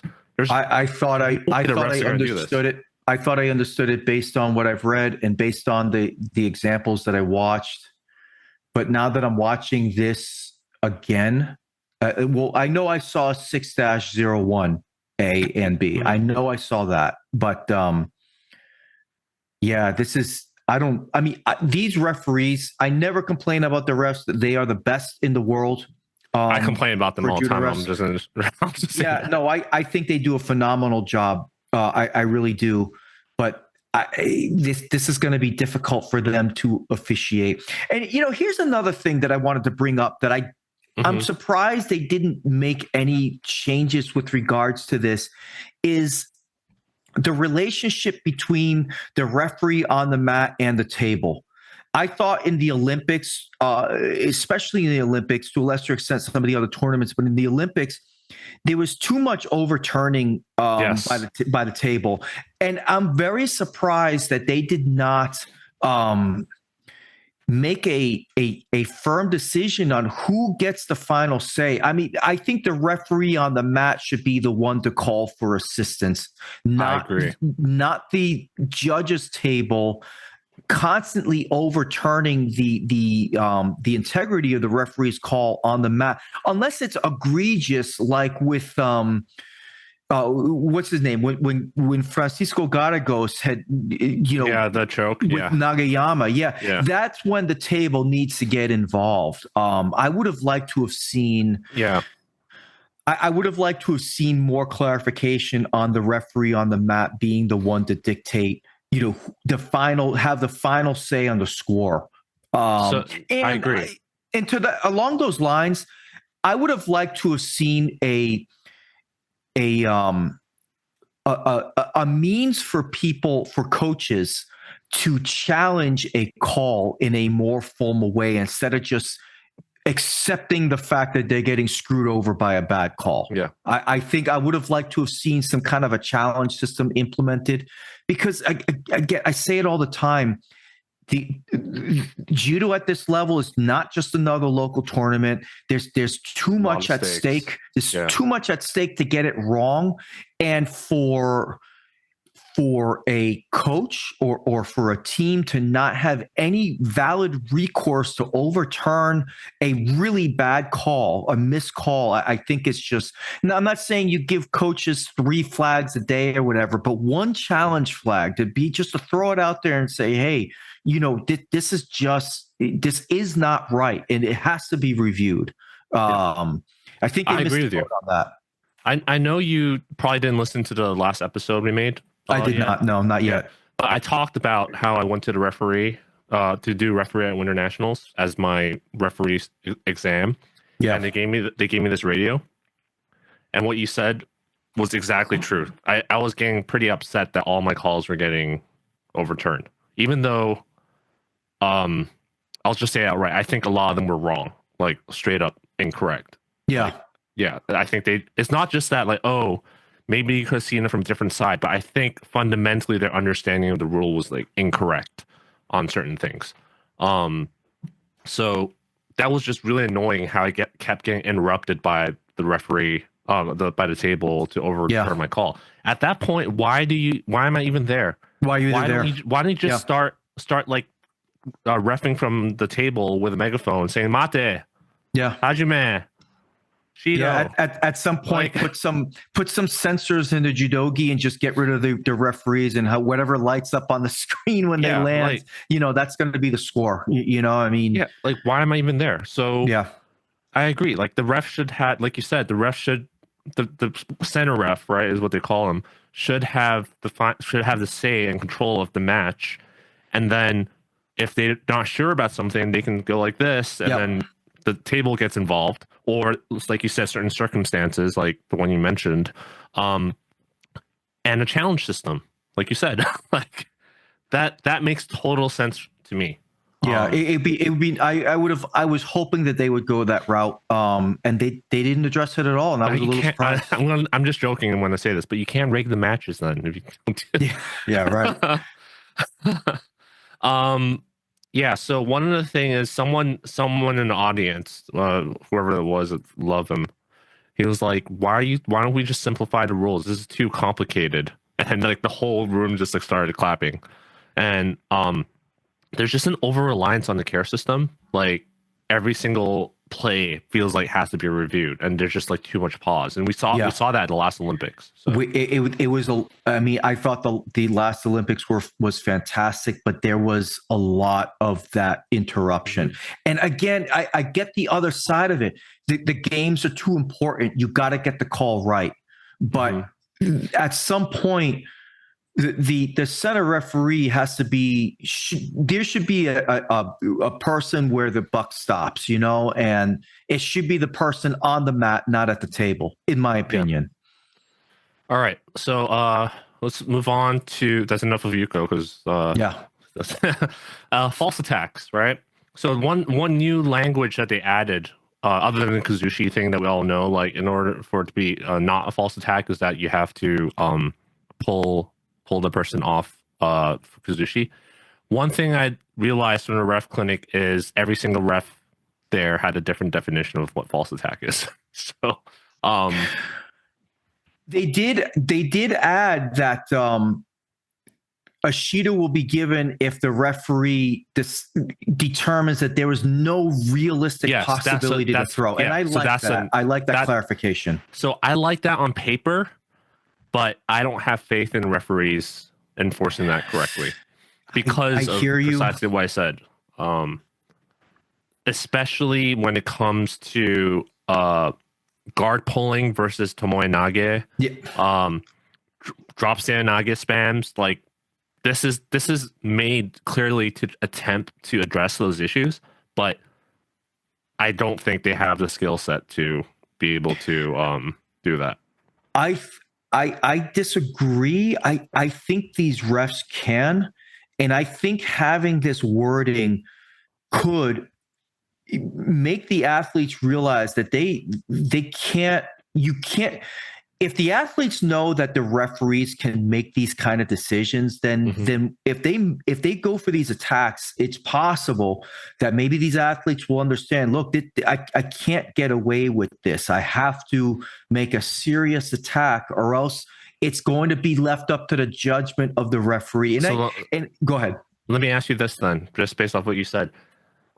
Which one of Humimi's attacks in the final against Krista Deguchi were false attacks, and why were some of them not called then? Well, a majority of them were not called. And how is it different from the World Championships? Because she did exactly the same thing, and one ref let her get away with it, the other one didn't after a while.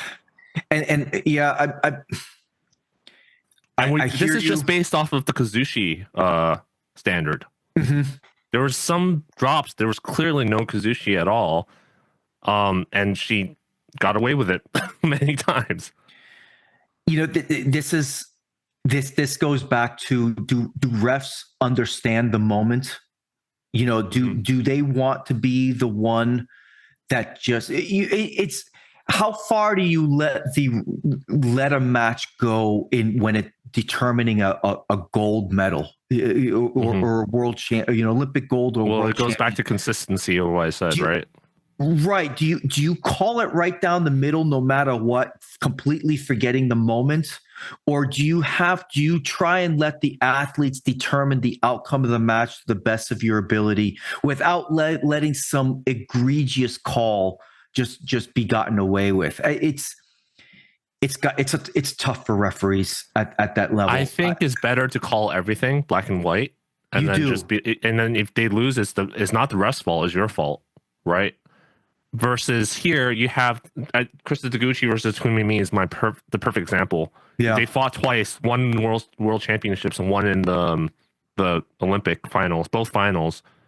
Pretty much the same fight.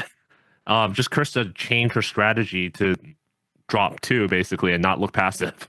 And one example, one person's actually trying to win and the other one's just false attacking the whole fight and she gets the gold. The other one, they're both false attacking and the other person gets gold. So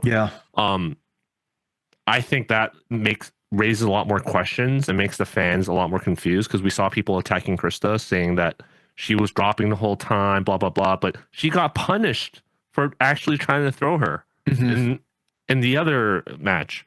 So that's what I thought. But the hilarious thing is they're clearly talking about drop Seoinage, right? Or tomoe nage spams in this example. But they did not use a single Korean example in the seminar. It's all very clear examples of false attack and not the ones that we're talking about. Yeah. Like Tsunoda or Koreans, like they're not using them as examples, clearly. Right. We know why, but they should, I think. Because that's the issue they're trying to address. Yeah, the Tomonagi, the Tomonagi is another one where the way I was a Tsunoda. I can't remember which athlete was in the Olympics, but she was basically pulling guard and then pulling the person over her head in two separate motions where they call that a continuation. I think that needs to be cleared up. I'm not sure if these new rules really address those type of situations. Yeah, they basically there's only one drop serenage example they use, and it's one where the grip completely comes loose while they drop. Yeah, which is clear. Yeah, which is like, I didn't need you to show me that. Like, I knew exactly, that. Exactly. We knew that. Thank you. Yeah, exactly. Also, one thing to note is, no, I don't think anybody knows this, but the definition for kazushi that they use there is very different from the traditional kazushi that they teach in judo. I have to say. So it's just really funny because it's not off balancing. It's just that their posture is forward or they move at all. Right. Which is funny because that's what we're saying kazushi is, posture broken and all that stuff. But people are like, no, you got to pull them off balance. And yeah, so it's just something really interesting. You could get me going for the next hour on that subject. Let's not go into that. Let's not go there. Let's not go okay. there. So I have one video here, right? So no realistic chance of attack. So let me know if this has a realistic chance of attack.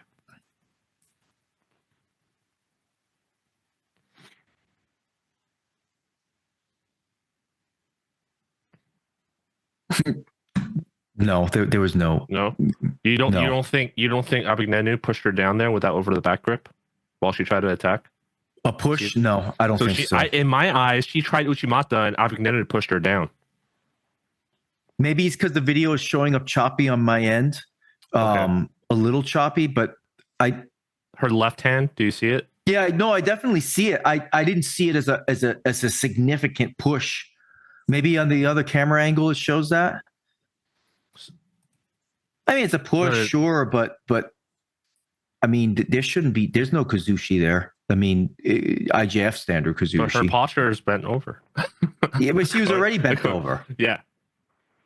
I don't know, man. I wouldn't have given her Shido for it, but I might as well just get it over with. He says this is a false attack. I actually agree with that. You agree? Okay. I do agree. That. Yeah. I think in my eyes, she had the grips for it. And because this is right after he talked about, like, if you don't have the grips for it and you just drop, then that's no chance of good attack. But she has the grips for Uchimata here. Her leg actually kicks up. It's just she has over the back grip that pushes her down. And the reason why I'm calling this a false attack is because it kind of goes back to that new clarification. I don't know what she's doing here. What throw in that motion? What throw is she trying to accomplish there? Dropping on the knee like that? I mean, she gets pushed down. but she's trying to do Uchimata below the knee. It looks like. I mean, with that, let me see it again. I can pause it.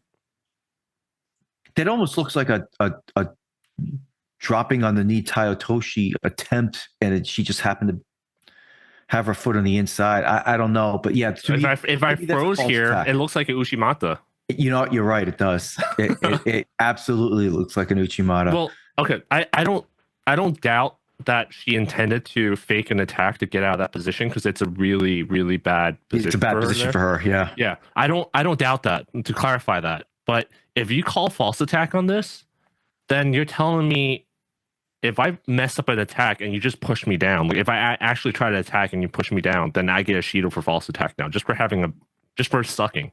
Basically. Well, if you get good enough, quote unquote, kazushi, they won't be able to push you down. I guess that might be the argument there. Yeah, but I can see how this can be abused, is what I'm saying. Yeah, so that's why I pulled that example. Because I mean, if I was fighting some black belts in my dojo in Randori, this happens all the time.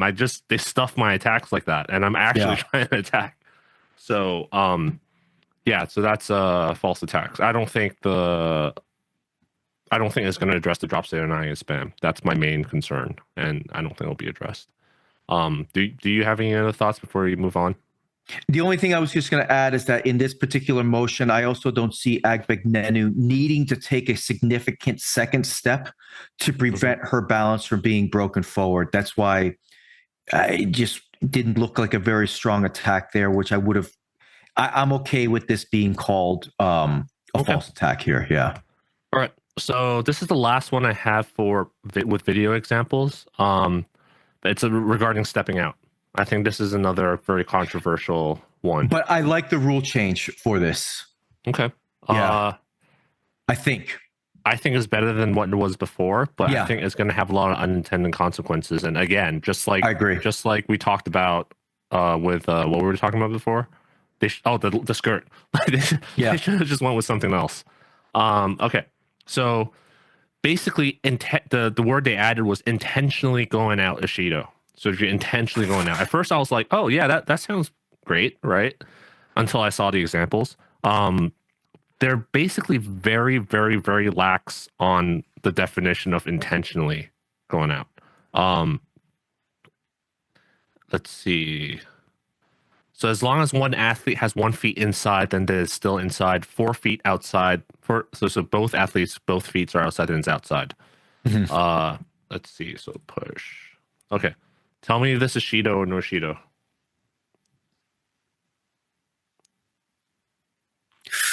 This not the crawling out. That was Shido, definitely. Okay. Yeah, I was gonna say. Yeah, that should be Shido. You shouldn't push the guy out of bounds deliberately. Okay. This is no Shido. What? This is not Shido. Let's see. Push one out. So in the next month, we will see the behavior. Let's see.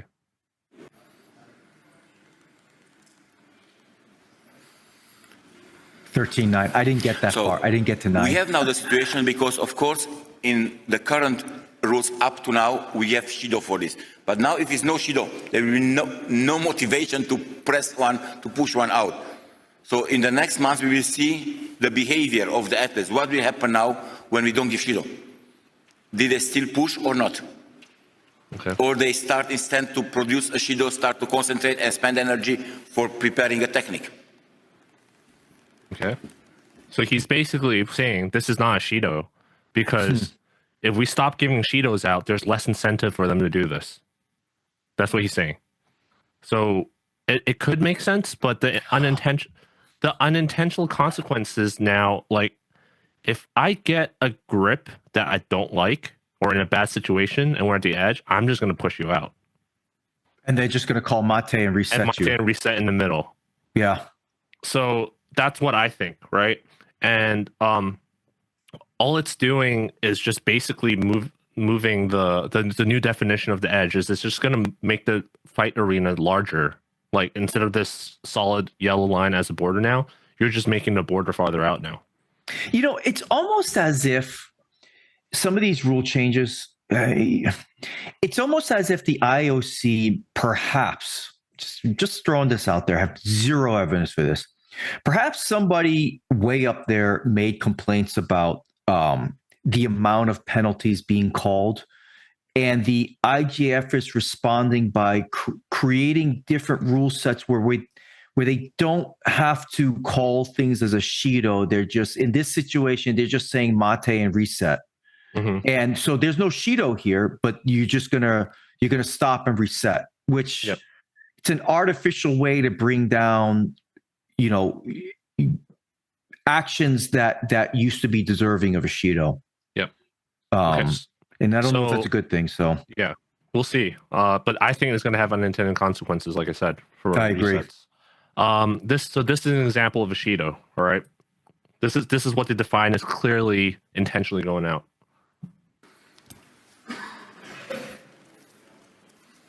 So do we clarify now what means intentionally going out? I hope you agree in this situation, we have to give Shido. Of course, we don't want to give Shido. Okay. So it's a Shido because he's just walking out, basically. Like he's grip fighting and he's backing up to try and get a grip, but I wouldn't have given Shido for that, honestly, personally. See, one thing I'm okay with Shido here. Mm-hmm. I always tell my students, listen, if you're taking one step backwards, you're being defensive. If you take 2 steps backwards, you're running away. And what I'm seeing here is somebody running away. And if they're running away out of bounds, that's 1, 2, 3, 4, 5. I mean, he didn't press the action. How is the previous one okay and this one not okay then? How is the previous one intentional and this is not intentional? I thought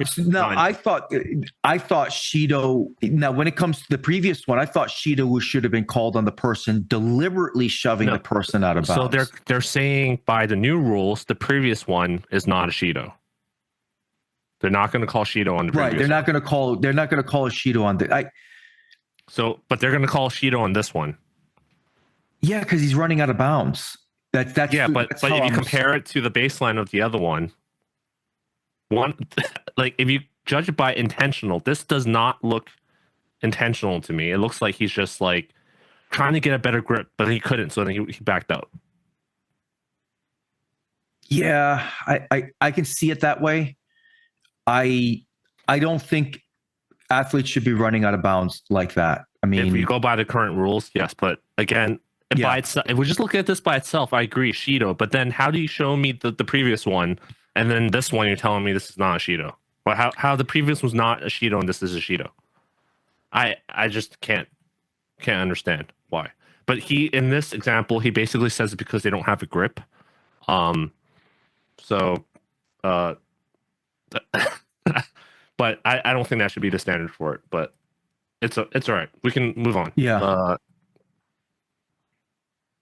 Okay. Is this a Shido or not a Shido?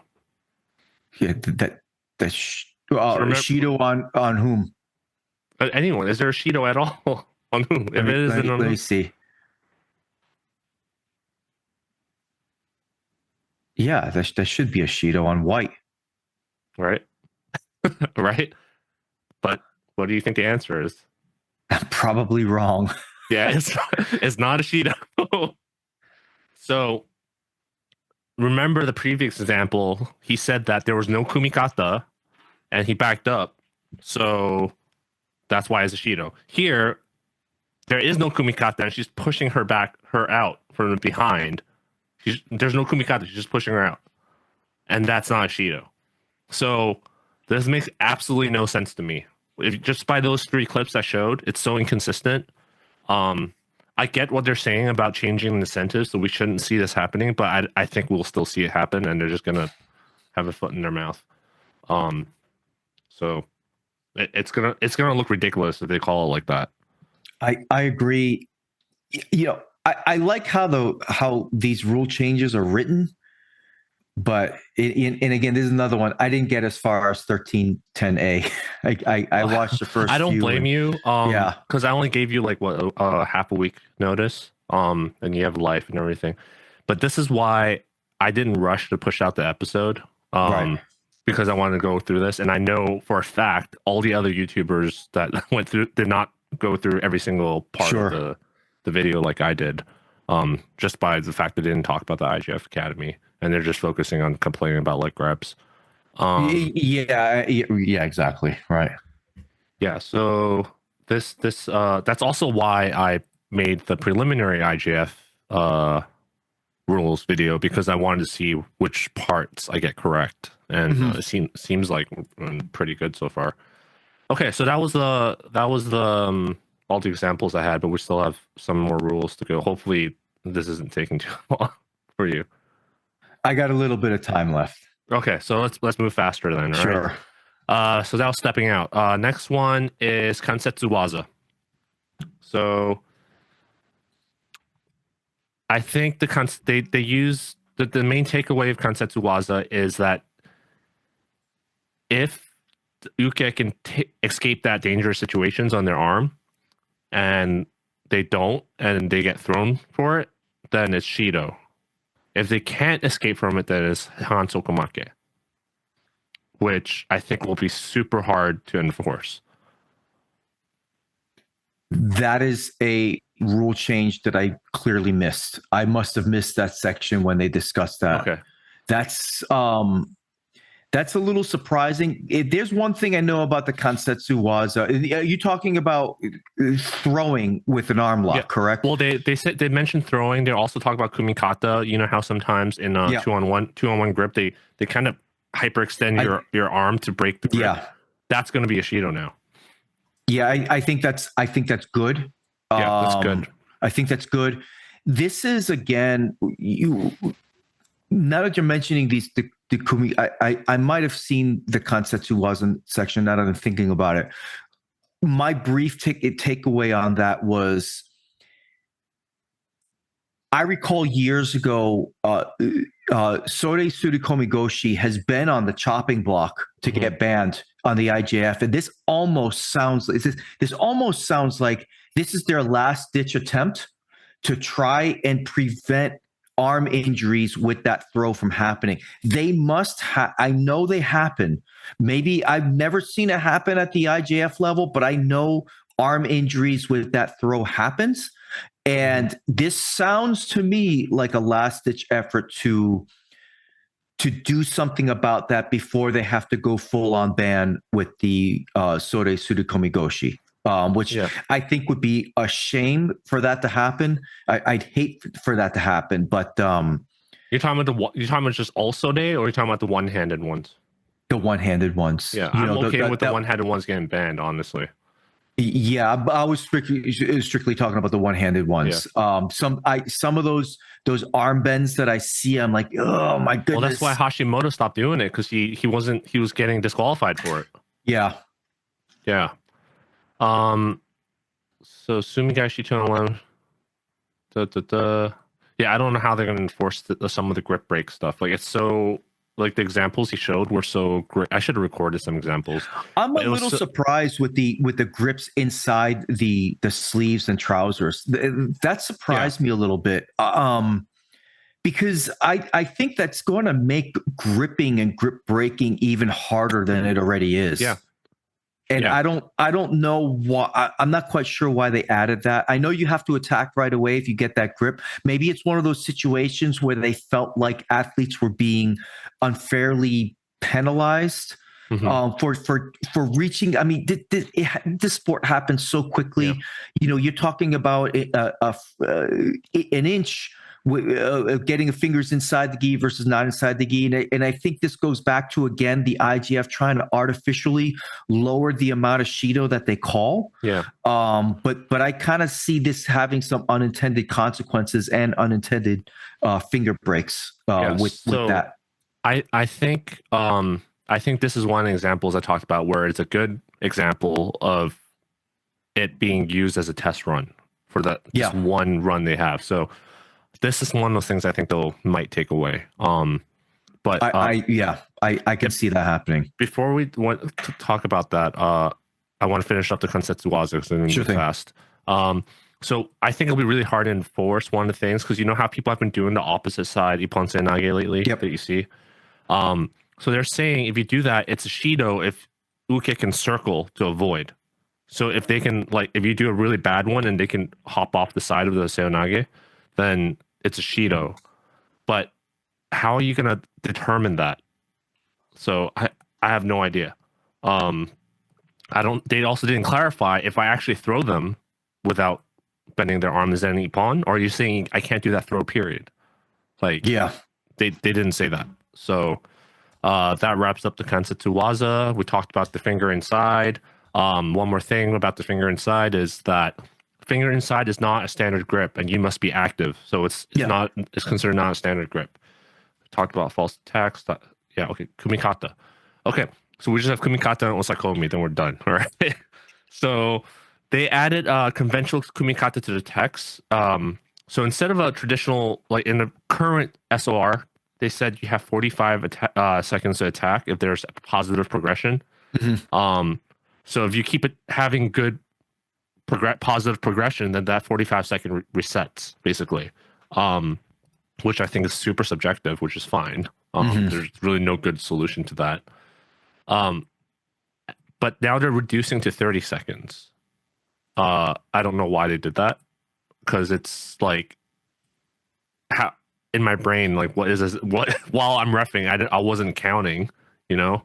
So is this and this is just with standard Kumikata? Yeah. They said conventional Kumikata. And they talk about conventional Kumikata, but most of the examples they use for the Kumikata section, we're talking about non-conventional. Like, oh, this is Shido because they pistol grip the whole time. And I'm like, okay, can you give us, like, what you mean by conventional Kumikata for 30 seconds? Like, what do you mean, right? No, go on. Yeah, and the summary of this section is basically they're saying let a lot of defensive shit go and just see if stuff happens. So stop calling passivity Shido so fast. Just let it go longer. And there's some contradictions. Like they're saying if you're bent over is fine, just let it go longer if there's grips involved because something might happen unless they're both like posture down with both pushing down. You know what I'm talking about?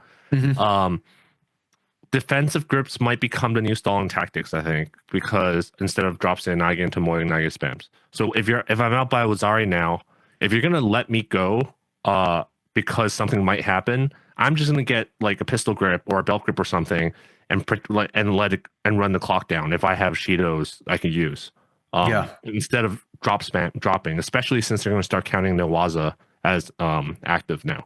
So that's the fact that they're allowing a lot of these non-conventional grips go longer in those examples.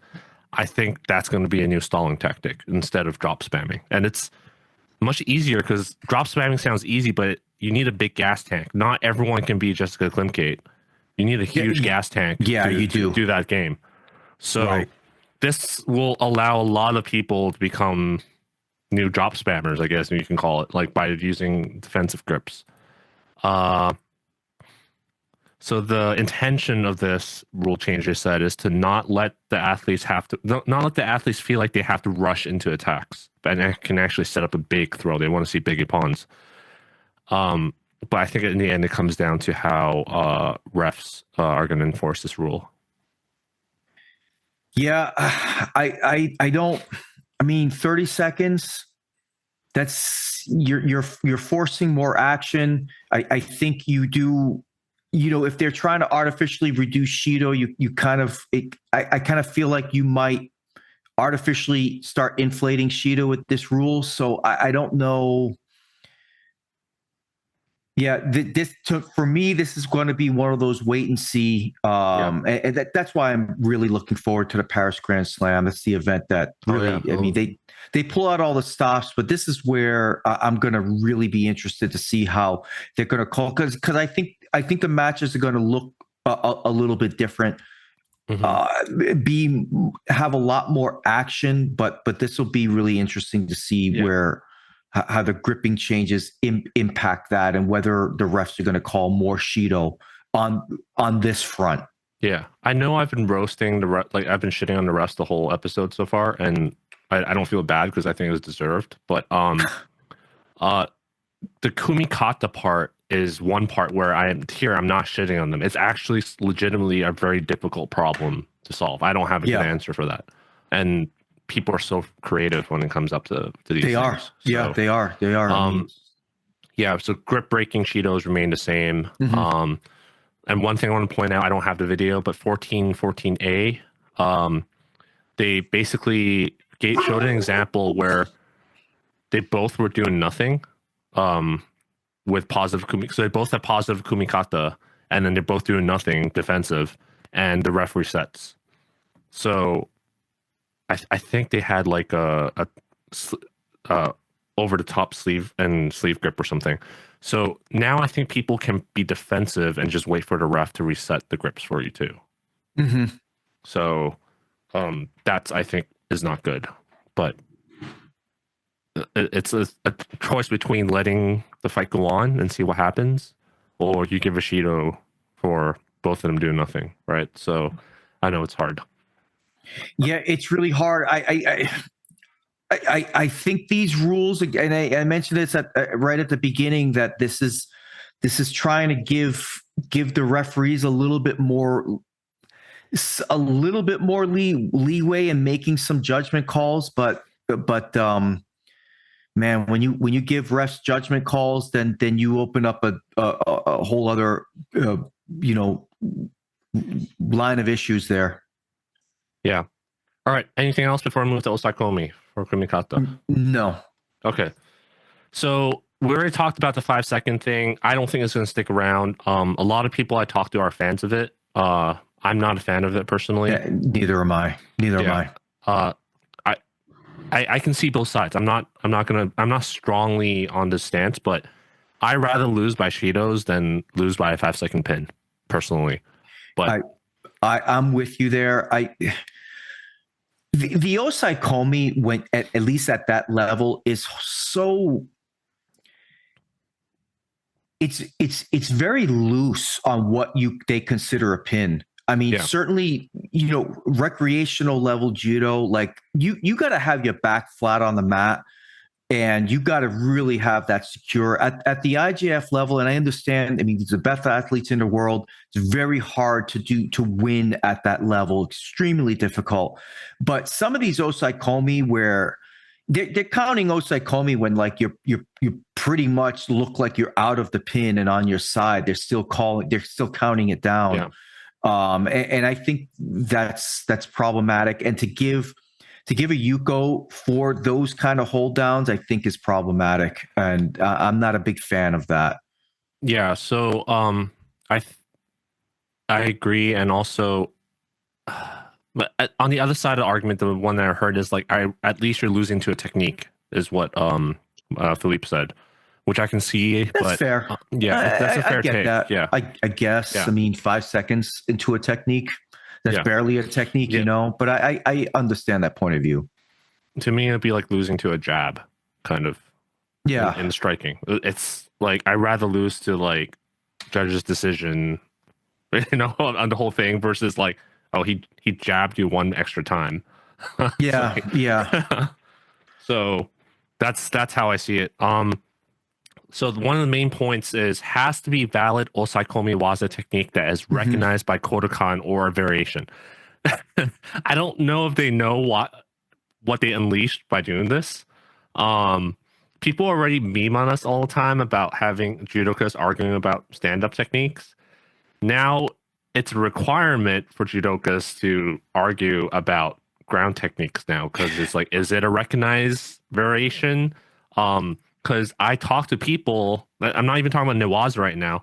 I talk to people that are really great judokas that can't even tell the difference between seoi toshi and seoi nage, and refuse to recognize tekuruma as a variation of sukui nage. So these are like high-level competitors I'm talking about that are like this. So how now you're telling them they got to know ne-waza classifications and the variations. And so is a variation, I mean, and this is where I was a little confused with it, and maybe because I didn't watch all the example videos, but what about those pins where Tori has their chest up to the ceiling? When I came up initially through judo, that was not Osaekomi. Like if let's say you have somebody's back on the mat and your chest is always pointing. That's Uragatame. Since 2017, that's a recognized pin now. Okay. So it has to be a kodokan class technique, which, like I said, the problem is people don't know jack shit. And I didn't know that was classified too. I mean, I just figured they just were calling it as a pin because the guy's backwards. I think I can start a consulting business on this. Like I can tell you whether it's a classified technique or a variation. Yeah. Right. Like there's very clear examples. Like Munegatame is a variation of Yokoshio Gatame, right? Like BJJ side control is a variation. But you also have people out there spouting that Kuzure just means variation, which it's not. Like Kuzure Kisagatame is variation of Kisagatame. No, it's not. Kuzure Kamishio Katame is a variation of Kamishio Katame. It's not. So it just shows the vast gap of knowledge that exists, at least in the US judo. I don't know about other places because they centralize these tests. But US judo, there's going to be a big problem enforcing these rules. And maybe they're going to develop their own little version of like the Gokyu or the ne-waza official technique list. But that's going to be a big problem just because people aren't educated in ne-waza at all. And this is before we even talk about how out of date the kodokan ne-waza classification is. It's just not up to date with how the ground game has evolved with BJJ and everything. So it'll be really hard. The classifications of techniques are they're all there, of course, but there's so much more that's happening now that don't have an official classification for sure. Yeah. I was looking forward to them to clarify whether, you know, the pin that Japanese do where they go behind, like the funakubo katame, how the arm goes behind the neck and technically you're kind of under them when you do the pin. Yes. It's like an actual reverse kiss-a-katame. Do you know what I'm talking about? Yeah, I think you so. wrap the neck from the bottom and start from the top.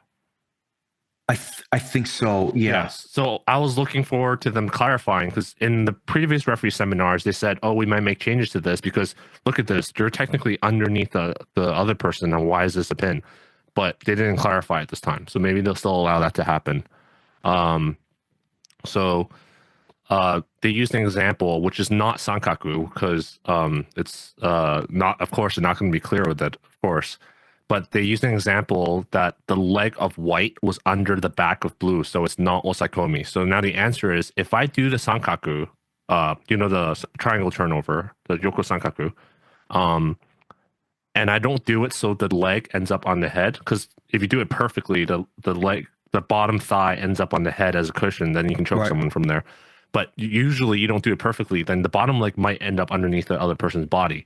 Right now, if you do that, and you climb up on top, kind of, from the side, it's still Osaekomi. So what they're saying now is this might not be Osaekomi anymore, which means people will have to let go of the legs to come up on top into a Kamishio Katame. Yeah. So we might start seeing that. This is before we even talk about whether Yoko Sankaku Katame, if someone asked this on Reddit today, they're like, I don't see Yoko Sankaku Katame on the official list of Osaekomi-waza because it's not there. It's under arm lock. It's under Kansetsu-waza. Mm-hmm. So does that mean you can't pin someone with that really popular triangle turnover now? Like you actually only can use that as a turnover, but now you have to transition to something else. Who knows? They didn't clarify. So, Right. And then they said something really, really freaking weird at the end. This is the last thing I have. You need to start with the technique, but you can adapt into a not very clear technique. So you can start pinning with like if you start with a really secure, obvious, recognized technique, but then they start moving, and you kind of shift into a not official technique, but you're still on top of them, they'll continue to Osaekomi. I heard that. Yeah. I heard that, and I was like, well, thankfully, I'm just a fan, and I'm just going to watch, and hopefully the refs get it right, and I don't walk away from watching a match feeling like one athlete got screwed over the other. Because that point, I was at that point, I was very confused with what they were really trying to convey there. And I said to myself, okay, well, maybe I was thinking to myself, well, wonder if Anthony will bring this up because this is just, I don't know what to think about that. I think it'll be really hard to enforce. Yeah. Other than that, that's the only thing that I think about that. It's going to be very difficult to enforce. I completely agree with you there. Do you have anything else to add about the Osaekomi-waza? No. I again, it'll just be really interesting to see how this next year, how it's all going to play out, because, we talked about Seiyo Yotoshi being the most popular throw across all divisions. Mm-hmm. And, the second most popular technique is Yoko Shiokatame. Yeah. So for all you people who said that groundwork's dead in judo, think again. It's not true. Because Yoko Shiokatame is second most used technique across all divisions. So whether that will impact that statistic, I'm not so sure, but hopefully not. I mean, it's good to have, a pin. It's good to have ne-waza be strongly used in judo. So hopefully that's, these changes won't take away from that. Yeah.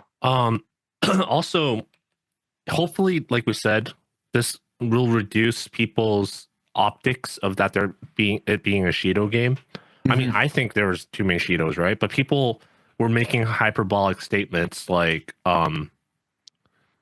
most of the matches in the Olympics ended in Shidos. Yeah, like, that's objectively not true. That's not true, and it was less than the World Championships. And in my opinion, since I watched the tour a lot, it wasn't any more than what I'm used to seeing in terms. Well, no, it wasn't. No, not really. It wasn't more. It just I watched so many more matches, so it stood out to me a little bit more. But statistically, it was. I would like to see, because I think the official number was 19%, 19%. I have it open right now. I'd like to see that down to 15%. You're always going to have winner by Shido, but if we can get that down to 12 to 15% of all wins coming by Shido, I think that would be good for the sport. I think how do I say this? Yeah, again, the stats were gathered by Dr. Seoinage on Reddit. Go check it out it's really interesting. Really thank you for gathering all that data. Really tremendous. And it was actually more accurate than some of the other stuff I saw. The official sources. I think that 18% is, people have this bias that it's really high. One, because maybe they saw it in the final block. And you remember, final block is going to be the best of the best, right? Yeah. So the best of the best fighting each other, there's bound to be more stalling and defensive tactics and Shidos are going to be called. Like look at Hifumi Abe versus Maruyama, and when they fought for that Olympic spot, that 20-something minute match, how many Shidos did they let go? Yeah, did they let go? Right, about 100. Yeah, so there's that, and also that third Shido in that 18%. How many of them were from drop Seoinage spams? So you put all that into context, it's actually not that much. So it's not that much. I completely agree. I still would like to see it shaved down, but it wasn't a Shido game. I mean, come on. Yeah, when I hear people say that, they don't watch the sport. There's no way they watch the sport on it with any regularity if that's what they came away with. And even if they, I mean, I'm sure there's some people that do, but it's an optics thing. You have to look at the stats and data, and also obviously you can analyze the data wrong, and they'll give you the result that you want it to be, right? But in the end, it's really not that bad, the Shido situation. But it can be improved, and I welcome these changes, and I will summarize my part by just saying, overall, I like the rules. I just don't think the refs are well equipped enough to handle it, to enforce it consistently and fairly. That's my unpopular opinion. I'm going to get a lot of shit for it. So yeah, I think I'm much higher on the ref's ability to officiate a match than it sounds like you are. I think these rules will ultimately lower the amount of Shido, at least statistically lower the amount of Shido. But they're doing it in a way that gives referees a little bit more subjectivity with their calls, and whenever you got that, people won't be happy. People aren't going to be happy.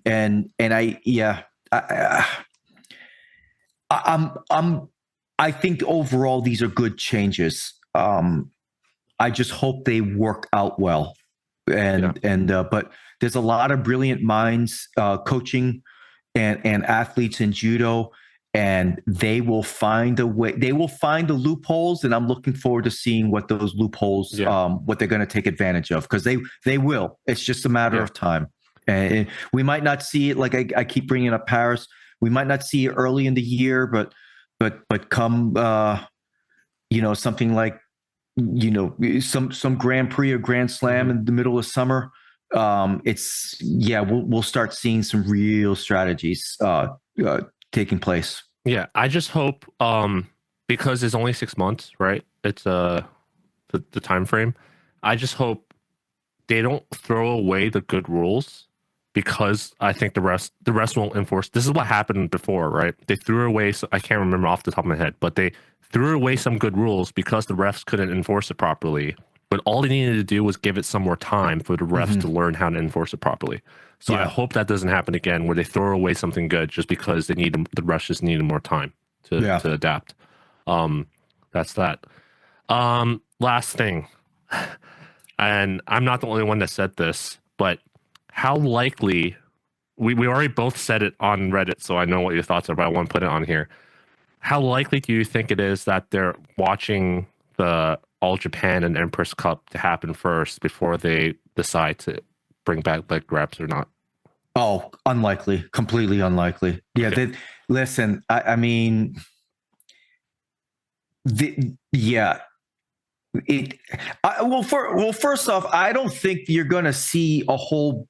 This isn't going to be some kind of leg grab festival at the All Japans. Maybe if you've got some super lightweight, under 81 kilo guy going against a plus 100 kilo guy in a semifinal, Counter, you like might Ushimata or something. Exactly, but this isn't. People are expecting like a big Katakuruma, like Roddy Ferguson style. No, it's going to be highly unlikely you're going to see that. I think people think that. I mean, people think that the floodgates are going to open at the All Japans. It probably isn't, and I don't think the IJF is going to look at the All Japan and take any cues from there. I just don't see it happening. The days of, at least for the IJF, the days of Japan being the main driver, or look, they're still highly influential. Don't get me wrong, but it's not like the IJF is kowtowing to the AJJF. It's not that way. If Japan wants to allow leg grabs and flying arm bars and all that sort of thing, it's not going to impact the IJF one bit, in my opinion. I could be wrong, but I don't think it's going to happen. People totally ignore the fact that what's his name, Keiji Suzuki, after what happened in Nagayama, they were talking about how the refs were mocking him for protesting. They totally ignore that part. So yeah, like you said, I didn't. Yeah, I didn't know that, but protesting. Yeah, I mean, this is where it goes back to where I think there should be a formal challenge system of some kind in those type of situations. But yeah, I mean, refs shouldn't be mocking a legend like that. I mean, that's wrong too. Yep. I mean, that was his side of the story. Who knows? But right, that's what he said. I don't think. Well, he does have an incentive to lie, but I don't think he's the type of person that would do that. So. Right. Yeah. All right. That's it. Is there anything else you'd like to bring up or talk about? No, that's it for me. It was just a great pleasure being this back has been on. Fun. I knew I picked the right person to talk to this about. It was super exciting, fun to talk about. I don't know anyone else that is this into the rules as I am, other than you. Everyone else I talked to, they're just kind of like gloss over it even more than you did, and they don't read the rules. They read stuff and interpret it in a way that they wish that it was interpreted. I love the sport. I genuinely love the sport. I love watching it, and I do find this kind of stuff exciting and or interesting. Not exciting, but interesting, and like I keep saying, can't wait for the first major event of the year, which will be Paris. Yeah. I got my Judo TV subscription. Boy, Judo TV just does a great job. I mean, that they have a better for their sport. They have a better app than the NFL. I agree. I agree. And I don't know how new this is, but they have. I can look at 2 different live camera feeds. Yeah. That's amazing. I love that. Which is funny because it makes it really more obvious when they make the bad calls. Yeah. So, it's a great subscription. I mean, it's I think about €100 a year. There's a coupon code that I can get through, like, I think judoinside.com or something like that lowers it by 10-15%. But like, so that's it's a great. So it's like $80. Yeah. So what's that over 12 months? I mean, if you watch $5-6. Yeah. Well, I don't know if you remember, but I got it for like $70 with the NFT thing. I remember. Yeah. Yeah. If I would pay $70 for it, I wouldn't pay $100 for it, but now I will because I'm curious. But the main reason I wouldn't pay $100 for it was because of the inconsistent reffing. I got so upset at watching judo because I see all these inconsistent refereeing happening. Yeah. Like again, I'm gonna bring up Krista Deguchi versus Homimi. Like when I see that, I'm just, why the hell am I paying for this? Like, this is going to the IJF, and it's just not worth it. So I stopped paying. I didn't pay for it since it expired that year. But I like these changes, and I want to see how it turns out. I have a few upcoming athletes, the younger generation, that I'm looking forward to watching that's competing in the circuit. I'm not gonna keep that a secret because I don't want to expose that.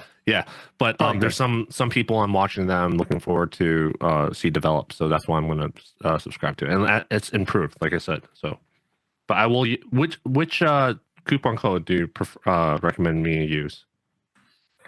Well, I thought the Judo Inside one was like 15% or something like that. 15%. I can't remember. Yeah. Speaking of Judo, I'm just gonna plug. My wife's hungry, but I'm gonna plug this one more thing. Not plug, but if you guys don't know Judo Inside, it's like one of the best sources for judo news and data and everything. And the owner's wife passed away. Yeah, Hans's wife passed away. Yeah. I sent him a message just because we've communicated over the years and such, and just really tragic. I just awful. Yeah. So send them a nice message. Her I don't know them, but according to what I read, she did a lot of the input and interviewing and everything. So she was a big part of that entire that site, the success of that site, and it's just tragic. Yeah, if anyone should get an honorary rank, I think it should be someone like that. So yeah, absolutely. All right. Oh, that had Judo Inside open. Saito's injured, recuperating until end of year. So yeah, go to judoinside.com to read more of this news. All right. Thank you again, Dave. I'm so hungry. Thank you again for being on the show. Hopefully we'll have you back on again another time. Maybe next time the rule changes come along in 6 months. Yeah. Thank you for contributing to the judo community and everything. I appreciate that. We'll get another episode of your podcast again. Yeah, the kids are. My life is starting to calm down a little bit. We'll finally be an empty nester. All three of my kids will be going to the same college in about 2 weeks. So they're all heading back, and I would like to find some more consistency. I haven't, but I gotta find the consistency, and that's been challenging for me. But maybe that'll change over the next month or so, and maybe I'll get back into the swing of things. Okay. All right. Talk to you later. All right. You have a good night. Take care. Don't forget to slap the mat. Yep. Yeah. I'm not here, so I'm just gonna do it myself.